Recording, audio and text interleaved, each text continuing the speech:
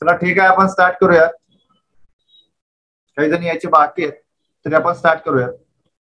मग काल आपण ज्या पद्धतीने त्या ठिकाणी विल्यम बेंटिंगचा अभ्यास करायला सुरुवात केली होती. विल्यम बेंटिंग म्हटल्यानंतर मी तुम्हाला सांगितलेलं की जो विल्यम बेंटिंग होता त्याने बरीच त्या ठिकाणी चांगल्या पद्धतीची कामे केली होती, वर्क केली होती. काल आपण त्याच्या सामाजिक सुधारणा ज्या काही होत्या त्या सामाजिक सुधारणेचा अभ्यास केलेला होता आणि त्याच्या शैक्षणिक सुधारणा आपण सुरू केलेल्या होत्या. तर त्याच्या शैक्षणिक सुधारणा अतिशय महत्वाच्या मानल्या जातात. काल त्या ठिकाणी मी तुम्हाला सांगताना सांगितलं की हा जो आहे लॉर्ड विल्यम बेंटिंग, तर लॉर्ड विल्यम बेंटिंगच्या ज्या शैक्षणिक सुधारणा आहेत त्या अतिशय महत्वाच्या आहेत. कारण की मित्रांनो, काल मी तुम्हाला सांगताना सांगितलं होतं की जो हा अतिशय महत्वाचा जो चार्टर ऍक्ट होता, तर या चार्टर ऍक्ट नुसार त्या ठिकाणी भारतीय शिक्षण पद्धतीवरती किती लाख रुपये खर्च, तर 1,00,000 रुपये खर्च त्या ठिकाणी भारतीय शिक्षण पद्धतीवरती केला जावा अशा पद्धतीने त्या ठिकाणी कंपनीच्या संचालक मंडळाने त्या ठिकाणी हा महत्वाचा निर्णय त्या ठिकाणी घेतला. आणि हा 1,00,000 रुपये खर्च कोणत्या भाषेवरती केला जाईल, तर हा 1,00,000 रुपये खर्च त्या ठिकाणी संस्कृत आणि पार्शियन ज्या काही भाषा होत्या त्या दोघं भाषांवरती हा खर्च केला जाईल अशा पद्धतीने त्या ठिकाणी निर्णय घेण्यात आला. मग ही रक्कम खर्च करण्यासाठी सार्वजनिक शिक्षणावरील साधारण समितीची स्थापना करण्यात आली होती की जेणेकरून हा खर्च खरंच केला जातो आहे का नाही हे त्या ठिकाणी बघण्यासाठी किंवा त्यावर नियंत्रण ठेवण्यासाठी हा 1,00,000 रुपये खर्च जो काही आहे तर तो 1,00,000 रुपये खर्च त्या ठिकाणी केला जावा. तर त्यासाठी ही समिती स्थापन केली होती, सार्वजनिक शिक्षणावरील समिती. दुसरी एक महत्वाची गोष्ट जर त्या ठिकाणी आपण लक्षात घेतली मित्रांनो, तर याच्या बाबतीत हा अतिशय महत्वाचा निर्णय याने 1829 ला त्याने अतिशय महत्वाचा त्या ठिकाणी विचार मांडले की कंपनीच्या संचालकांचे निर्देशांकानुसार विल्यम बेंटिंग जो असेल तर त्या विल्यम बेंटिंगने असं सांगितलं की हा जो 1,00,000 रुपये खर्च केला जातो आहे तर हा 1,00,000 रुपये खर्च इंग्रजी शिक्षणावर केला जावा. म्हणून त्या ठिकाणी त्याने प्रस्ताव मांडला.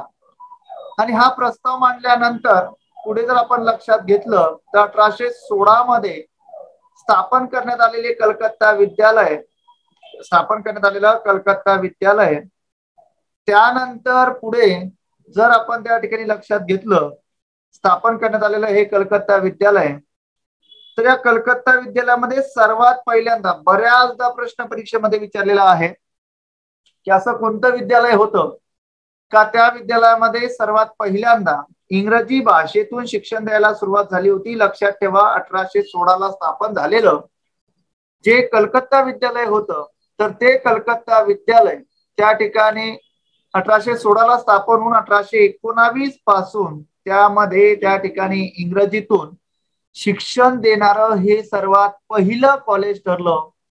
म्हणजे आज जर त्या ठिकाणी आपण लक्षात घेतलं तर आजची परिस्थिती आपण जर बघितली तर आज आपल्याला प्रत्येक कॉलेजमध्ये प्रत्येक शाळेमध्ये त्या ठिकाणी काय आहे, प्रत्येक शाळेमध्ये प्रत्येक कॉलेजमध्ये त्या ठिकाणी इंग्रजीतून शिक्षण दिलं जातं. पण या इंग्रजीची सुरुवात हिंदुस्थानामध्ये कोणत्या कॉलेजमधून झाली मित्रांनो, तर त्या ठिकाणी सर्वात महत्वाचं कॉलेज सर्वात पहिल्यांदा विल्यम बेंटिंगच्या काळामध्ये म्हणजे विल्यम बेंटिंगच्या काळाच्या आधी प्राथमिक स्तरावर त्या ठिकाणी इंग्रजी भाषेतून शिक्षण देणारं हे सर्वात पहिलं कॉलेज सरकारी कॉलेज ठरलं होतं. मग हा जो प्रस्ताव विल्यम बेंटिंगने मांडला होता का नाही, तर या विल्यम बेंटिंगने मांडलेल्या प्रस्तावामुळे खूप मोठा विवाद निर्माण झाला रे.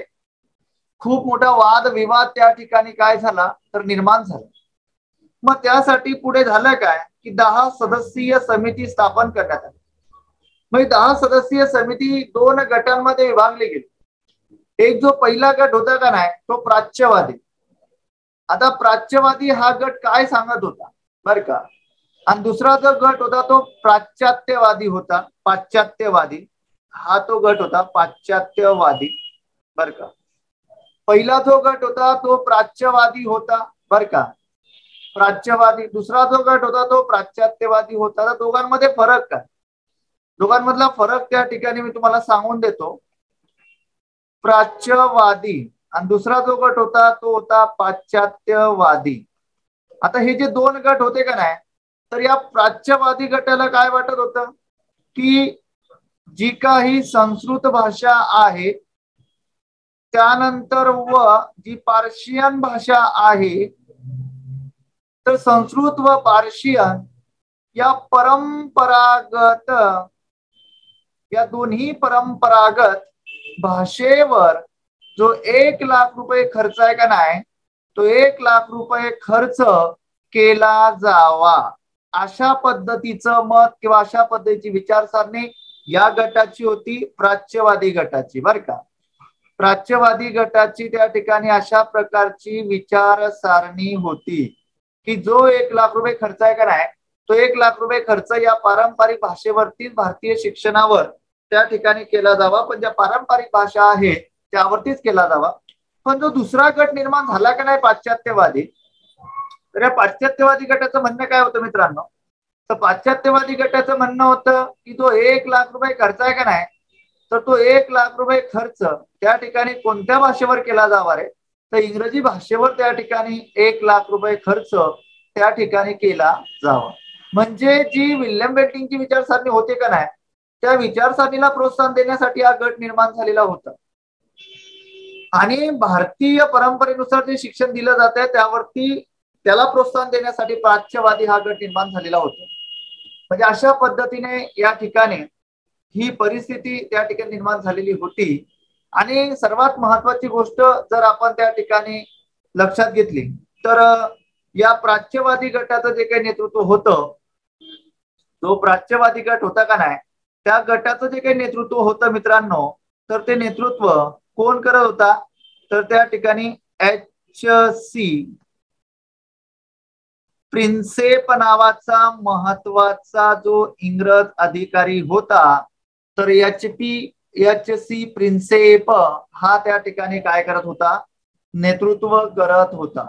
आणि जो पाश्चात्यवादी गट होता का नाही, त्या पाश्चात्यवादी गटाचं नेतृत्व कोण करत होतं, तर मित्रांनो या पाश्चात्यवादी गटाचं नेतृत्व जो करत होता त्याचं नाव होतं चार्ल्स ट्रेव्हलयान। त्याचं नाव काय होतं, चार्ल्स ट्रेव्हलयान। याचं म्हणणं होतं 1,00,000 रुपये खर्च इंग्रजीवर केला जावा। विल्यम बेंटिंकच्या विचारसरणीला घेऊन चालणारा हा होता नेतृत्वकार। आणि एक सर्वात महत्वाची गोष्ट मला सांगावीशी वाटते, आपल्या पीपीटी मध्ये पण मी ती त्या ठिकाणी समाविष्ट केलेली आहे, ती म्हणजे कोणती, की जे पाश्चात्यवादी गट होता का नाही, त्याला एक महत्वाचे भारतीय जे काही त्या ठिकाणी भारतीय जे अतिशय महत्वाचे व्यक्तिमत्व म्हणून त्या ठिकाणी ओळखले जाते, अतिशय उत्कृष्ट पद्धतीचं कार्य इतिहासामध्ये त्यांचं आहे, तर त्या ठिकाणी त्यांचं नाव राजाराम मोहन रॉय, हे जे त्या ठिकाणी अतिशय महत्वाचे व्यक्तिमत्व इतिहासामध्ये उत्कृष्ट पद्धतीचं कार्य ज्यांनी केलंय, त्यांनी त्या ठिकाणी या पाश्चात्यवादी गटाला त्या ठिकाणी प्रोत्साहन दिलं की जे इंग्रजी भाषेतून शिक्षण दिलं जाणार आहे, जो 1,00,000 रुपये खर्च इंग्रजी भाषेवरती केला जाणार आहे, तर हा 1,00,000 रुपये खर्च त्या ठिकाणी इंग्रजी भाषेवरतीच केला जावा, अशा पद्धतीचं प्रोत्साहन, अशा पद्धतीचा पाठिंबा या ठिकाणी राजाराम मोहन रॉय यांना त्या ठिकाणी काय झाला, म्हणजे यांनी त्या ठिकाणी हा पाठिंबा त्यांनी त्या ठिकाणी दिला। म्हणजे अशा पद्धतीने जर आपण लक्षात घेतलं तर जी विचारसरणी या विल्यम बेंटिंकने मांडलेली होती की हा जो 1,00,000 रुपये खर्च आहे का नाही, तर हा 1,00,000 रुपये खर्च त्या ठिकाणी कोणावर केला जावा, तर हा 1,00,000 रुपये खर्च त्या ठिकाणी कोणावर केला जावा, इंग्रजी भाषेवर।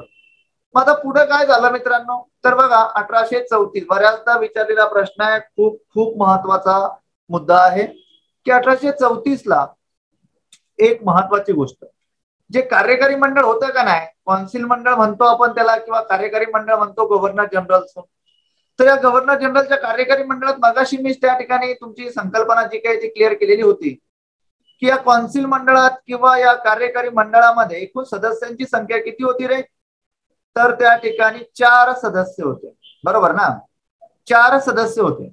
मग ऑलरेडी सर्वात महत्वाचा मुद्दा, बऱ्याचदा प्रश्न विचारलेला आहे की या ठिकाणी ऑलरेडी 3 सदस्य त्या ठिकाणी होते, कार्यकारी मंडळामध्ये 3 सदस्य होते. मग ब्रिटिश पार्लमेंटने सर्वात पहिल्यांदा एक महत्वाचा मुद्दा म्हणून एका व्यक्तीला कायदा सदस्य म्हणून त्या ठिकाणी भारतामध्ये पाठवलं.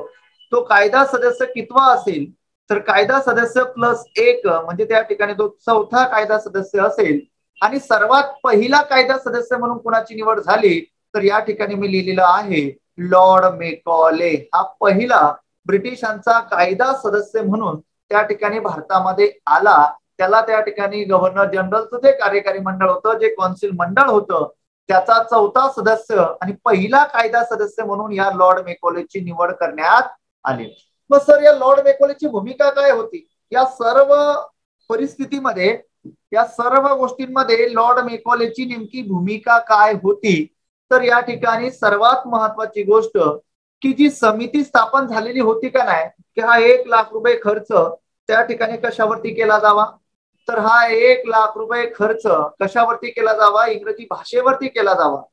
त्यासाठी जी समिती स्थापन करण्यात आली होती त्या समितीचं अध्यक्ष पद याला देण्यात आलं. कुणाला? लॉर्ड मेकॉलेला, जो पहिला कायदा सदस्य आणि कार्यकारी मंडळाचा चौथा सदस्य म्हणून भारतामध्ये आलेला होता. त्याला त्या ठिकाणी त्या समितीचं अध्यक्ष पद त्या ठिकाणी देण्यात आलं मित्रांनो. आणि सर्वात महत्वाची गोष्ट 2 फेब्रुवारी 1835 चा त्या ठिकाणी जो दिवस त्या ठिकाणी अतिशय महत्वाचा मानला जातो 2 फेब्रुवारी 1835 बर का, अतिशय महत्वाचा दिवस मानला जातो. याने त्या ठिकाणी लॉर्ड मेकॉलेने शैक्षणिक धोरणावरील इतिवृत्त हा लेख त्या ठिकाणी इंग्रजी शिक्षणाचा पुरस्कार करणारा लेख होता. तर इंग्रजी शिक्षणाचा पुरस्कार करणारा लेख त्याने आपल्या विचारसरणीनुसार काय केला तर आपल्या विचारसरणीनुसार त्या ठिकाणी प्रकाशित केला. बघा मी 2 मिनिटांमध्ये पुन्हा रिवाइज करतो की शैक्षणिक सुधारणा 1813च्या चार्टर ऍक्ट नुसार भारतीय शिक्षण पद्धतीवर 1 लाख रुपये खर्च केला जावा अशा पद्धतीने या ठिकाणी निर्णय घेण्यात आला. आणि तो शिक्षणाचा खर्च कोणत्या भाषेवर तर पार्शियन आणि संस्कृत भाषेवर तो खर्च केला जावा अशा पद्धतीने हे त्या ठिकाणी डिसाईड झालं. अशा पद्धतीने ठरलं आणि शिक्षणावरती खर्च त्या ठिकाणी सुरू झाला. सार्वजनिक शिक्षणावरील साधारण समिती अशा पद्धतीचा त्या ठिकाणी ही समिती स्थापन करण्यात आली. आणि विल्यम बेंटिंगने लगेच त्या ठिकाणी आपला प्रस्ताव मांडला कंपनीच्या संचालक मंडळासमोर की त्या ठिकाणी हा 1 लाख रुपये खर्च इंग्रजी शिक्षणावरती इंग्रजी भाषेवरती केला जावा. मित्रांनो त्या ठिकाणी मोठा विवाद निर्माण झाला आणि 10 सदस्यीय समितीचं 2 गटांमध्ये रूपांतरण झालं. एक पहिला जो गट होता तो प्राच्यवादी आणि दुसरा गट होता पाश्चात्यवादी. प्राच्यवादी म्हणत होता की संस्कृत आणि पार्शियन भाषेवरतीच खर्च करा आणि पाश्चात्यवादी गट म्हणत होता की त्या ठिकाणी इंग्रजी भाषेवर खर्च करा. 1 लाख रुपये खर्च त्या ठिकाणी अशा पद्धतीने गट निर्माण झाले. पाश्चात्यवादीची एक महत्वाची जबाबदारी होती म्हणजे महत्वाची गोष्ट होती की राजाराम मोहन राय हे जे भारतीय व्यक्ती होते यांनी त्या ठिकाणी पाश्चात्यवादी गटाला पाठिंबा दिला आणि इकडे या गटाचं नेतृत्व एच.सी. प्रिन्सेप करत होता. आणि त्यानंतर या गटाचं नेतृत्व चार्ल्स ट्रेव्हलयान हा त्या ठिकाणी करत होता. म्हणजे अशा पद्धतीने जर आपण त्या ठिकाणी लक्षात घेतलं तर ह्या 2 गटांमध्ये त्या ठिकाणी काय झाली होती विभागणी झालेली होती. आणि हे झाल्यानंतर पुढे मित्रांनो जर आपण लक्षात घेतलं तर जो चौथा कायदा सदस्य म्हणजे कौन्सिल मंडळाचा चौथा सदस्य आणि भारतामध्ये आलेला पहिला कायदा सदस्य म्हणून ज्याची निवड त्या ठिकाणी करण्यात आलेली होती त्याचं नाव होतं लॉर्ड मेकॉले. मग याने बेंटिंगने काय केलं की पुढे त्या ठिकाणी त्याला समितीचा अध्यक्ष बनवलं आणि त्याने काय केलं की 1835 ला त्याने त्या ठिकाणी आपला एक वृत्त प्रकाशित केलं आणि इंग्रजी शिक्षणाचा पुरस्कार करणारा ते वृत्त होतं. म्हणून त्या ठिकाणी ही परिस्थिती किंवा या सर्व गोष्टींमध्ये लॉर्ड मेकॉले जो होता तो अतिशय महत्वाची जबाबदारी पार पाडत होता. मला प्रामाणिकपणे सांगा इथपर्यंत समजलं का? Yes or no? पटकन कमेंट्स करा, पटापट कमेंट्स करा सर्वांनी जेणेकरून त्या ठिकाणी मला लक्षात येईल का समजलं का नाही समजलं म्हणून. पटकन फास्ट. ओके सर्वांनी कमेंट्स करा. फक्त एका विद्यार्थ्याची कमेंट्स आलेली आहे. रिवाइज करतो ताई. ओके, एक वेळा पूर्ण रिवाइज करू का? बघा, शैक्षणिक सुधारणा त्या ठिकाणी आपण अभ्यासाला सुरुवात केली आहे. 1813च्या चार्टर ऍक्ट नुसार भारतीय शिक्षणावर 1,00,000 रुपये खर्च केला जावा आणि तो 1,00,000 रुपये खर्च पार्शियन व संस्कृत भाषेवरती केला जावा अशा पद्धतीने त्या ठिकाणी ठरलं. मग ही रक्कम खर्च करण्यासाठी सार्वजनिक शिक्षणावरील समिती, बर का, सार्वजनिक, गुड आफ्टरनून, सार्वजनिक शिक्षणावरील समिती जी काही होती, हा, सार्वजनिक शिक्षणावरील समिती जी काही होती, तर सार्वजनिक शिक्षणावरील समिती त्या ठिकाणी यावर नियंत्रण ठेवण्यासाठी ही समिती स्थापन करण्यात आली. 1829ला विल्यम बेंटिंगने इंग्रजी शिक्षणावर खर्च केला जावा असा प्रस्ताव त्या ठिकाणी कंपनीच्या संचालक मंडळासमोर मांडला आणि कंपनीच्या संचालक मंडळाने त्या ठिकाणी म्हणजे त्यामध्ये खूप मोठा विवाद निर्माण झाला. 10 सदस्यीय त्या ठिकाणी 10 सदस्यीय जी काही समिती होती, तर 10 सदस्यीय समिती 2 भागांमध्ये विभागणी झाली. एक म्हणजे प्राच्यवादी आणि दुसरा म्हणजे त्या ठिकाणी कोणता, पाश्चात्यवादी. प्राच्यवादी काय सांगत होता, संस्कृत व पार्शियन भाषेवर खर्च करा, म्हणजे परंपरागत भाषेवर खर्च करा 1,00,000 रुपये. आणि पाश्चात्यवादी काय म्हणत होता, इंग्रजी भाषेवर खर्च करा. या ठिकाणी प्राच्यवादीचं नेतृत्व याची प्रिन्सेप करत होता आणि त्याच्यानंतर इकडं चार्ल्स टेव्हलयान करत होता. एक भारतीय थोर व्यक्ती म्हणून ते राजाराम मोहन राय यांनी इंग्रजी या गटाला त्या ठिकाणी काय दिला होता, पाठिंबा दिला होता, बर का. लॉर्ड मेकाले हा पहिला कायदा सदस्य आणि गव्हर्नर जनरलच्या कार्यकारी मंडळातला 4था सदस्य म्हणून त्याची निवड झाली होती. या समितीचा अध्यक्ष म्हणून त्या ठिकाणी लॉर्ड मेकॉलेला बनवण्यात आलं होतं. 1835ला शैक्षणिक धोरणावर इतिवृत्त या लेखात इंग्रजी शिक्षणाचा पुरस्कार करणारा हा लेख होता, म्हणून त्या ठिकाणी तो लेख महत्वाचा मानला जातो, बर का. समजलं का ताई? आता जाऊ नेक्स्ट. सर्वांना समजलं? बोला.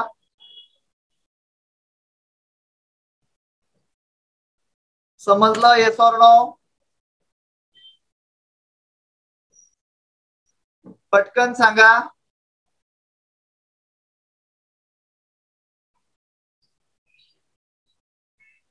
ओके, जाऊया नेक्स्ट. आता बघा, या ठिकाणी पुढे इथपर्यंत झाल्यानंतर 1837 मध्ये, बर का, महत्वाची गोष्ट आहे, 1837चा जो काही मुवमेंट होता, तर 1837 मध्ये जर आपण लक्षात घेतलं तर या मध्ये इंग्रजी भाषेच्या जागी, सॉरी, संस्कृत आणि पार्शियन भाषेच्या जागी, लक्षात ठेवा, संस्कृत व पार्शियन, कारण की सरकार त्यांचं होतं ना, सत्ता त्यांची होती, म्हणून त्या ठिकाणी तो निर्णय होणं महत्वाचं होतं. त्यांच्याच बाजूने निर्णय होणार होता तो.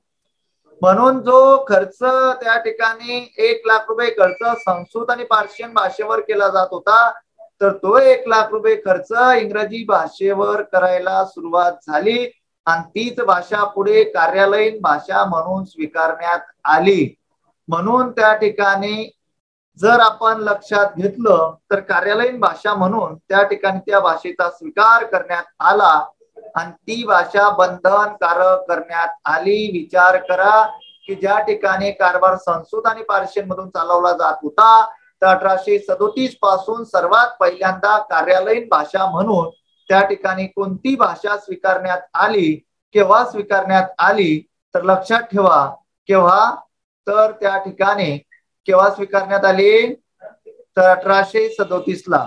आणि एक महत्वाची गोष्ट त्या ठिकाणी सांगावीशी वाटते की 1844 पासून तर आतापर्यंत जर तुम्हाला सरकारी नोकरी लागायचं असेल तर 1844 पासून इंग्रजी भाषा ही बंधनकारक करण्यात आली. हा अतिशय महत्वाचा निर्णय होता. म्हणजे आता या ठिकाणी आपण समजू शकतो की जो 1,00,000 रुपये खर्च त्या ठिकाणी संस्कृत आणि पार्शियन भाषेवरती केला जात होता, तो 1,00,000 रुपये खर्च आता पूर्णपणे इंग्रजी भाषेवर करायला सुरुवात झाली मित्रांनो. आणि हिंदुस्थानात इंग्रजी भाषा रुजवायला, इंग्रजी भाषेतून शिक्षण द्यायला खूप मोठ्या प्रमाणामध्ये सुरुवात झाली. ह्या सर्व गोष्टी ज्या काही घडल्या, तर या सर्व गोष्टीला त्या ठिकाणी म्हटलं गेलं मेकॉलियन सिस्टम किंवा मेकॉलियन सिस्टीम. बऱ्याचदा प्रश्न या ठिकाणी विचारलेला आहे की इंग्रजी शिक्षण पद्धती विकसित करण्यासाठी, इंग्रजी शिक्षण पद्धती अस्तित्वात आणण्यासाठी कोणी त्या ठिकाणी खूप मोठ्या प्रमाणामध्ये प्रयत्न केले. 2 नावं त्या ठिकाणी लक्षात ठेवायची. एक म्हणजे कोण, एक म्हणजे बेंटिंग, लॉर्ड विल्यम बेंटिंग, आणि दुसरा म्हणजे लॉर्ड मेकॉले. जी विचारसारणी त्या ठिकाणी बेंटिंगची होती त्या विचारसारणीला पूर्णत्वास नेण्याचं काम या लॉर्ड मेकॉलेने त्या ठिकाणी केलेलं होतं. समजलं का? लॉर्ड मेकॉलेने ते काम त्या ठिकाणी पूर्णत्वास नेण्याचं काम मेकॉलेने केलं होतं. आणि विल्यम बेंटिंग जो काय होता, तर हा विल्यम बेंटिंग त्या ठिकाणी त्याने विचार मांडले होते आणि तो त्या ठिकाणी कंपनीच्या संचालक मंडळाने हा प्रस्ताव जो काही होता तो प्रस्ताव त्या ठिकाणी काय केला होता, तर तो प्रस्ताव त्याने त्या ठिकाणी स्वीकारलेला होता. अशा प्रकारे या ठिकाणी जर आपण लक्षात घेतलं मित्रांनो, तर ह्याची जी शैक्षणिक व्यवस्था होती, शैक्षणिक सुधारणा होती, आय होप सर्वांना समजलेलं असावं. समजलं का नाही समजलं बोला.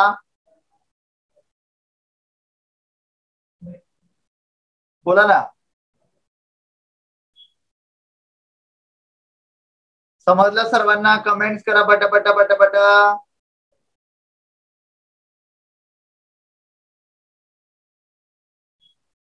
समजलं का नाही समजलं? Yes or no? पटकन कमेंट्स करा. जोपर्यंत तुम्ही कमेंट्स करणार नाही तोपर्यंत पुढे नाही जाणार मी.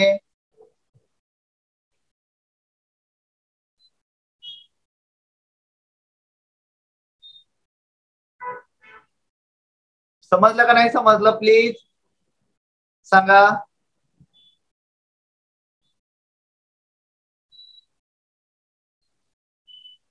बोला ना.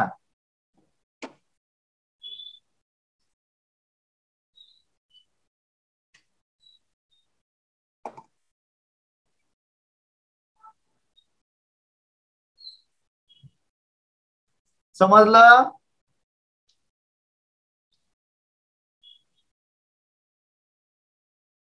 जाऊ का नेक्स्ट? आता न्यायिक सुधारणा. विल्यम बेंटिंगने त्या ठिकाणी ज्या न्यायिक सुधारणा केलेल्या होत्या त्या न्यायिक सुधारणेकडे जाऊ का? बोला. ओके. विल्यम बेंटिंगने ज्या न्यायिक सुधारणा केल्या होत्या न्यायिक सुधारणेकडे जाऊ का? Yes sir.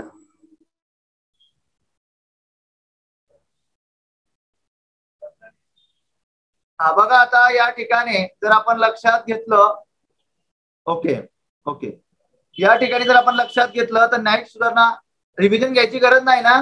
जाऊ ना नेक्स्ट. बघा आता या ठिकाणी न्यायिक सुधारणा जर आपण लक्षात घेतल्या विल्यम बेंटिंगच्या, तर ह्या अतिशय अतिशय महत्वाच्या सुधारणा होत्या. कारण की त्या ठिकाणी जर आपण लक्षात घेतलं तर न्यायिक सुधारणेमध्ये सर्वात महत्वाची गोष्ट मी तुम्हाला आतापर्यंत वॉरन हेस्टिंगच्या न्यायालयीन सुधारणा बघितल्या. आपण वॉरन हेस्टिंगच्या न्यायालयीन सुधारणा आपण बघितल्या. त्यानंतर मी तुम्हाला कॉर्नवॉलिसच्या ज्या काही न्यायालयीन सुधारणा होत्या त्या न्यायालयीन सुधारणेच्या बाबतीत सुद्धा सांगितलं. आणि आता आपल्याला त्या ठिकाणी ज्या न्यायालयीन सुधारणा घ्यायच्या आहेत तर त्या न्यायालयीन सुधारणा म्हणजे कोणत्या, तर त्या विल्यम बेंटिंगच्या ज्या काही न्यायालयीन सुधारणा आहेत तर त्या न्यायालयीन सुधारणा आपल्याला त्या ठिकाणी अभ्यासायच्या आहेत. म्हणजे या ठिकाणी जर आपण लक्षात घेतलं, जर त्या ठिकाणी आपण बघितलं तर न्यायालयीन सुधारणा ज्या काही आहे तर त्यामध्ये सर्वात पहिल्यांदा मी तुम्हाला काल सांगितलेलं की जो कॉर्नवॉलिस होता का नाही, तर कॉर्नवॉलिसने सर्किट न्यायालय स्थापन केली होती. हो, कॉर्नवॉलिसने काय केली होती, तर जी काही सर्किट न्यायालय का नाही तर ती सर्किट न्यायालय स्थापन केली होती. काल याचा अर्थ स्पष्ट करताना मी सांगितलं की सर्किट न्यायालय म्हणजे काय, तर सर्किट न्यायालय म्हणजे फिरते न्यायालय ना. मग याने काय केलं, ते सर्किट न्यायालय स्थापन केलं होतं का नाही, तर सर्किट व प्रांतिक न्यायालय याने स्थापन केलेली होती. कोणी? लॉर्ड कॉर्नवॉलिसने. मग ही कॉर्नवॉलिसने स्थापन केलेली जी काही त्या ठिकाणी सर्किट न्यायालय होती तर विल्यम बेंटिंगने ते काय केली, रद्द केली, बंद करून टाकली ती न्यायालय. आणि ती न्यायालय त्या ठिकाणी बंद केल्यानंतर पुढे त्या ठिकाणी हे जे काम होतं का नाही, तर ते काम त्या ठिकाणी कलेक्टरकडे हस्तांतरित केलं. म्हणजे कलेक्टरला सांगितलं की आता यानंतरची तुला जी काही जिल्हा स्तरावरची व्यवस्था आहे तर जिल्हा स्तरावरची व्यवस्था तुला त्या ठिकाणी बघायची आहे. म्हणजे जी वॉरन हेस्टिंगने जी व्यवस्था अस्तित्वात आणलेली होती की कलेक्टरकडे त्या ठिकाणी फौजदारी जिल्हा न्यायालयाची जबाबदारी दिलेली होती, सेम तीच जबाबदारी, त्या सारखीच जबाबदारी या ठिकाणी विल्यम बेंटिंकने पुन्हा एकदा कलेक्टरकडे हस्तांतरित केली.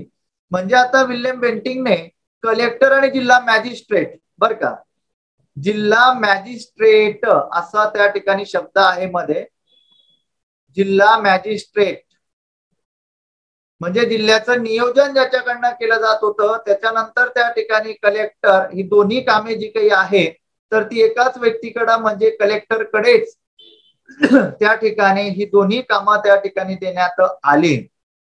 त्यानंतर या सर्व गोष्टींवर देखरेख ठेवण्यासाठी महसूल आयुक्त या पदाची नेमणूक केली. बऱ्याचदा प्रश्न तुम्हाला विचारलेला आहे की त्या ठिकाणी एसपी पदाची निर्मिती कोणी केली होती, तर ते नाव आहे कोण, कॉर्नवालिस, बर का. त्यानंतर सर्वात पहिल्यांदा कलेक्टर कोणी नेमले होते, ते नाव आहे वॉरन हेस्टिंग. म्हणजे प्रत्येकाच्या कालखंडामध्ये ज्या ज्या गोष्टी घडल्या त्या त्या गोष्टी तुम्हाला माहिती असलेल्या गरजेच्या आहे. आणि त्यानंतर त्या ठिकाणी महसुली आयुक्त म्हणून सर्वात पहिल्यांदा कुणाच्या काळामध्ये निर्माण झालं, तर लक्षात ठेवा विल्यम बेंटिंक. हे जे त्या ठिकाणी मी सांगतो आहे हे अतिशय महत्वाचं आहे, कारण की ह्या आजही ही सिस्टम त्या ठिकाणी आपण अभ्यासतो आहे, आजही या सर्व गोष्टी त्या ठिकाणी आपण काय करतो आहे, अनुभवतो आहे. म्हणजे एसपी साहेबांचं पद आजही त्या ठिकाणी आहे, कलेक्टर साहेबांचं पद आहे, महसुली आयुक्त साहेबांचं पद आहे. मग कोणी ही पदे निर्माण केली, तर लक्षात ठेवा एसपी साहेबांचं पद कॉर्नवालिसने, कलेक्टर वॉरन हेस्टिंग आणि महसुली आयुक्त बेंटिंक. म्हणजे सर्वात पहिल्यांदा पहिला प्रयोग वॉरन हेस्टिंगने केलेला होता. म्हणून त्या ठिकाणी आपल्याला माहिती असणं गरजेचं आहे. म्हणजे या सर्व गोष्टींवर देखरेख ठेवण्यासाठी महसुली आयुक्त ही जबाबदारी अतिशय महत्वाची होती. त्यानंतर अजून एक न्यायालयीन सुधारणेमध्ये एक महत्वाची गोष्ट त्या ठिकाणी घडली की उत्तर प्रदेश व दिल्ली ह्या दोन ठिकाणची जी काही जनता होते का नाही, इथले जे लोक होते का नाही, तर इथल्या लोकांसाठी अलाहाबादला, कुठे अलाहाबाद जे काही त्या ठिकाणी महत्वाचा जो काही त्या ठिकाणी जिल्हा होता अलाहाबाद, तर अलाहाबादला या दोन ठिकाणच्या लोकांसाठी, एक उत्तर प्रदेशच्या लोकांसाठी आणि दिल्लीच्या लोकांसाठी, या जनतेच्या सुविधांसाठी अलाहाबादला सदर निजामत व सदर दिवाणी न्यायालयाची स्थापना इथल्या लोकांसाठी करण्यात आली. हाही प्रश्न तुम्हाला बऱ्याचदा विचारलेला आहे की दिल्ली आणि उत्तर प्रदेशच्या लोकांसाठी कोणी न्यायालय स्थापन केली होती, त्याचं नाव होतं विल्यम बेंटिंक. विल्यम बेंटिंकने त्या ठिकाणी ही न्यायालय स्थापन केलेली होती. लक्षात ठेवा बर का.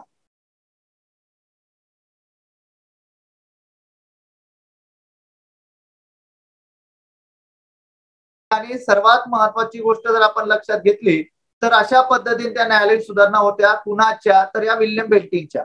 आता विल्यम बेंटिंकच्या बाबतीत अजून त्या ठिकाणी 2 मिनिटात मी रिवाइज करतो की त्याने ज्या काही न्यायालयीन सुधारणा त्या ठिकाणी केलेल्या होत्या, तर या न्यायालयीन सुधारणेमध्ये सर्वात महत्वाची गोष्ट, कॉर्नवालिसने सर्वात महत्वाचा निर्णय आणि क्रांतिकारी निर्णय घेतला तो म्हणजे कोणता, कोड म्हणजे सर्किट न्यायालय जी काही होती ती सर्किट न्यायालय त्याने त्या ठिकाणी बंद केली. प्रांतिक कोर्ट आणि सर्किट ही दोघं न्यायालय त्याने बंद केली आणि त्यानंतर हे अधिकार कलेक्टरकडे सुपूर्द केले. आणि बेंटिंकने त्या ठिकाणी कलेक्टर आणि जिल्हा मॅजिस्ट्रेट ही दोन्ही पदे जी काही होती ती एकाच व्यक्तीकडे सुपूर्द करण्यात आली. आणि या सर्व गोष्टीवर देखरेख ठेवण्यासाठी विल्यम बेंटिंकने त्या ठिकाणी काय केलं, महसूल आयुक्त हे नवीन पद निर्माण केलं. पुढे एक महत्वाचा बदल त्या ठिकाणी कॉर्नवालिसने अजून केला.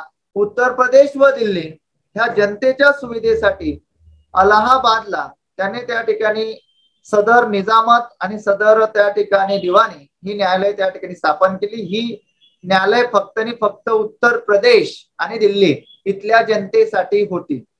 त्यानंतर आता पुढे समजलं का, प्लीज सांगा. न्यायालयीन सुधारणा समजल्या का, कमेंट्स करा पटापट पटापट.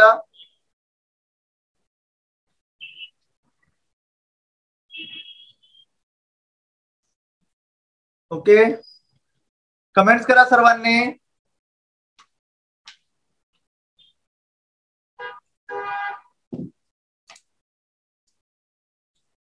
कमेंट्स करा.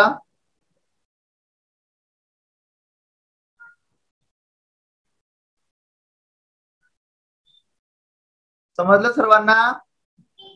Okay okay okay okay.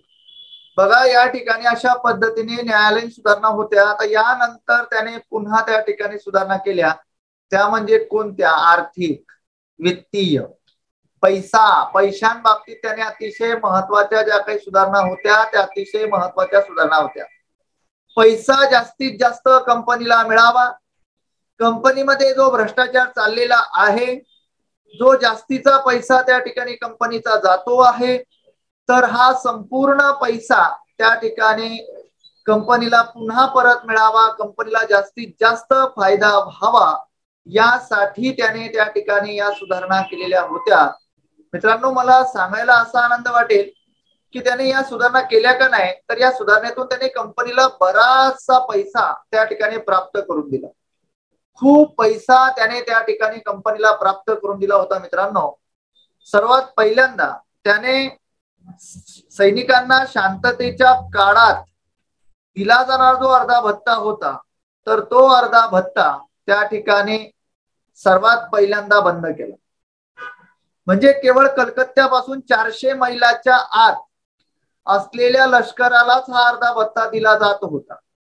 आता जेव्हा लष्करातला जो अधिकारी वर्ग होता, त्या लष्करातल्या अधिकारी वर्गाने म्हणजे लष्कराचा अधिकारी वर्गाचा जो अर्धा भत्ता होता, तर तो भत्ता सर्वात पहिल्यांदा जो रॉबर्ट क्लाइव्ह होता, त्या रॉबर्ट क्लाइव्हने सुद्धा त्या ठिकाणी काय केला होता?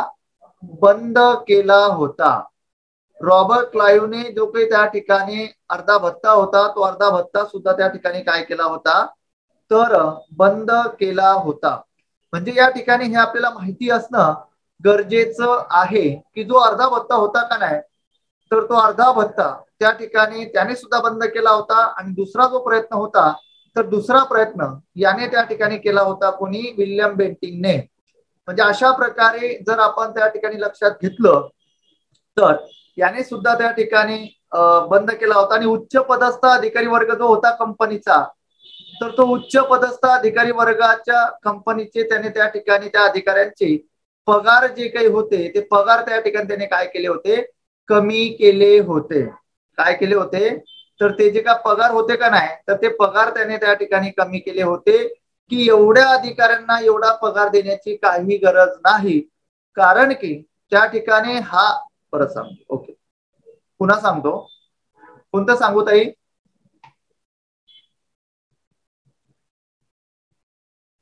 न्यायालयीन सुधारणा का आर्थिक वित्तीय सुधारणा?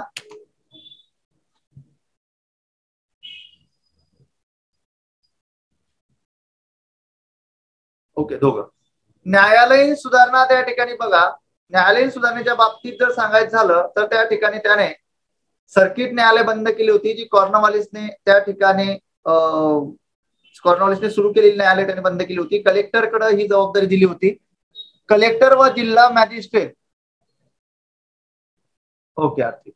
बघा, आता या ठिकाणी आर्थिक सुधारणा ज्या काही होत्या, आर्थिक सुधारणेच्या बाबतीत सांगतो. आर्थिक किंवा वित्तीय सुधारणा, कंपनीचं जे संचालक मंडळ होतं त्यांच्या निर्देशानुसार की जास्तीत जास्त पैसा त्या ठिकाणी कुठे जातो आहे, तर तो पैसा कंपनीचा वाचविण्यासाठी, बर का, कंपनीचा तो पैसा त्या ठिकाणी वाचविण्यासाठी विल्यम बेंटिंकने खूप मोठ्या प्रमाणामधले जे काही प्रयत्न होते ते प्रयत्न केले. सर्वात पहिला महत्वाचा निर्णय त्याने घेतला की या सैनिकांना शांततेच्या काळात दिला जाणारा जो अर्धा भत्ता होता, तर तो अर्धा भत्ता त्या ठिकाणी त्याने बंद केला. आणि केवळ कलकत्त्यापासून 400 मैलाच्या आत असलेल्या लष्करांनाच हा अर्धा भत्ता दिला जात होता. मग तो अर्धा भत्ता त्याने त्या ठिकाणी काय केला? बंद केला. उच्च पदस्थ अधिकाऱ्यांची त्याने पगार कमी केली की जेणेकरून जास्तीत जास्त पैसा कंपनीचा विनाकारण जातोय. त्याने त्या ठिकाणी अजून पुढे पैसा वाचवता येईल म्हणून नागरी व लष्करी ह्या दोन समित्या स्थापन केल्यावर का, नागरी आणि लष्करी या दोन समित्या त्या ठिकाणी त्याने काय केल्या? स्थापन केल्या. जेणेकरून आणि दोन समित्या स्थापन केल्यानंतर त्याने त्या ठिकाणी एक गुपित अहवाल तयार केला. कोणता अहवाल तयार केला? गुपित अहवाल तयार केला.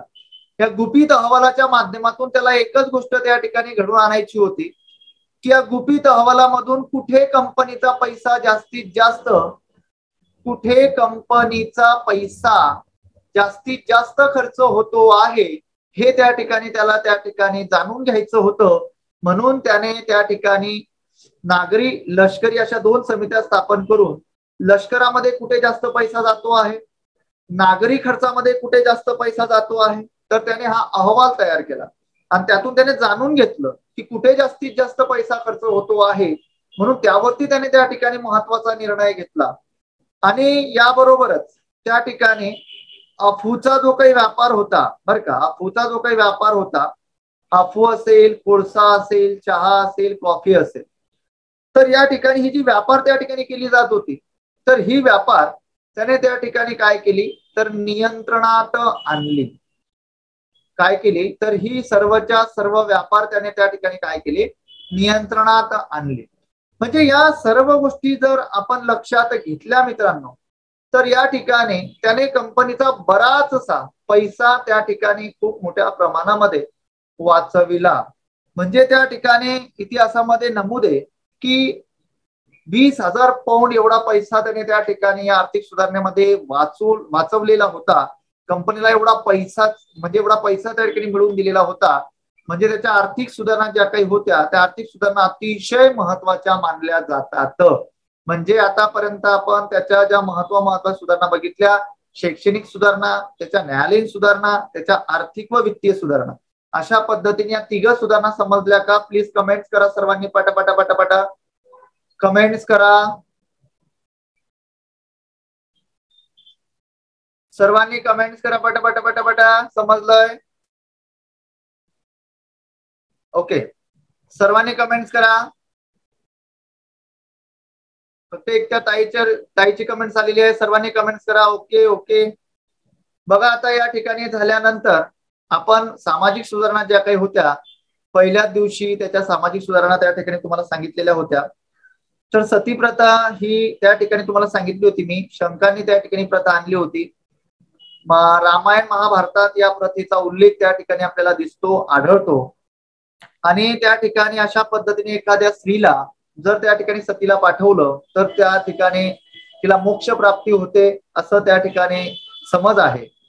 त्यानंतर अकबरापासून मराठा, पोर्तुगीज, फ्रेंच, इंग्रज यांच्यापासून त्या ठिकाणी खूप मोठ्या प्रमाणामध्ये ही प्रथा चालत आलेली आहे. मी तुम्हाला काल सांगितलेलं होतं, सक्ती न करणे, विधवेला अंमली पदार्थ न देणे, गर्भवती व 16 वर्षापेक्षा कमी वयाच्या विधवेस सती जाण्यास बंदी, सती जाण्याच्या वेळेस पोलिसांची उपस्थिती अनिवार्य, काल मी त्या ठिकाणी तुम्हाला सांगितलं. बरोबर. कायदा होता आपला 1829चा. 1829 मध्ये बंगालमध्ये त्या ठिकाणीची अंमलबजावणी, 1830 ला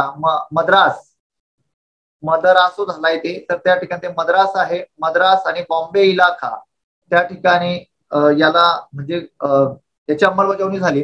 त्यानंतर बंगालमध्ये त्या ठिकाणी जे राजाराम मोहन राय होते आणि देवेंद्रनाथ टागोर होते, यांनी त्या ठिकाणी अर्ज केला होता विल्यम बेंटिंगकडे की ही प्रथा जी काही आहे चुकीची प्रथा आहे, ही प्रथा त्या ठिकाणी तुम्ही काय करा, तर ही प्रथा त्या ठिकाणी काय करा, बंद करा, अशा पद्धतीचा अर्ज त्यांनी त्या ठिकाणी केला होता.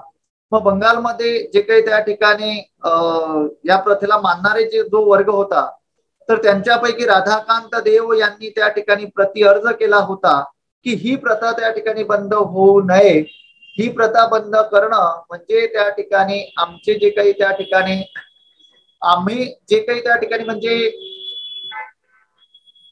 म्हणजे आम्ही त्या ठिकाणी आमची संस्कृती जी काही आहे तर ती संस्कृती त्या ठिकाणी काय होईल, कुठेतरी लोप पावेल अशा पद्धतीची भावना या ठिकाणी कुणाची होती. तर अशा पद्धतीची भावना त्या ठिकाणी कुणाची होती, या राधाकांत देव यांची होती. म्हणजे राधाकांत देव यांनी त्या ठिकाणी अशा पद्धतीचा निर्णय त्या ठिकाणी मांडलेला होता किंवा अशा प्रकारचा अर्ज त्या ठिकाणी केलेला होता.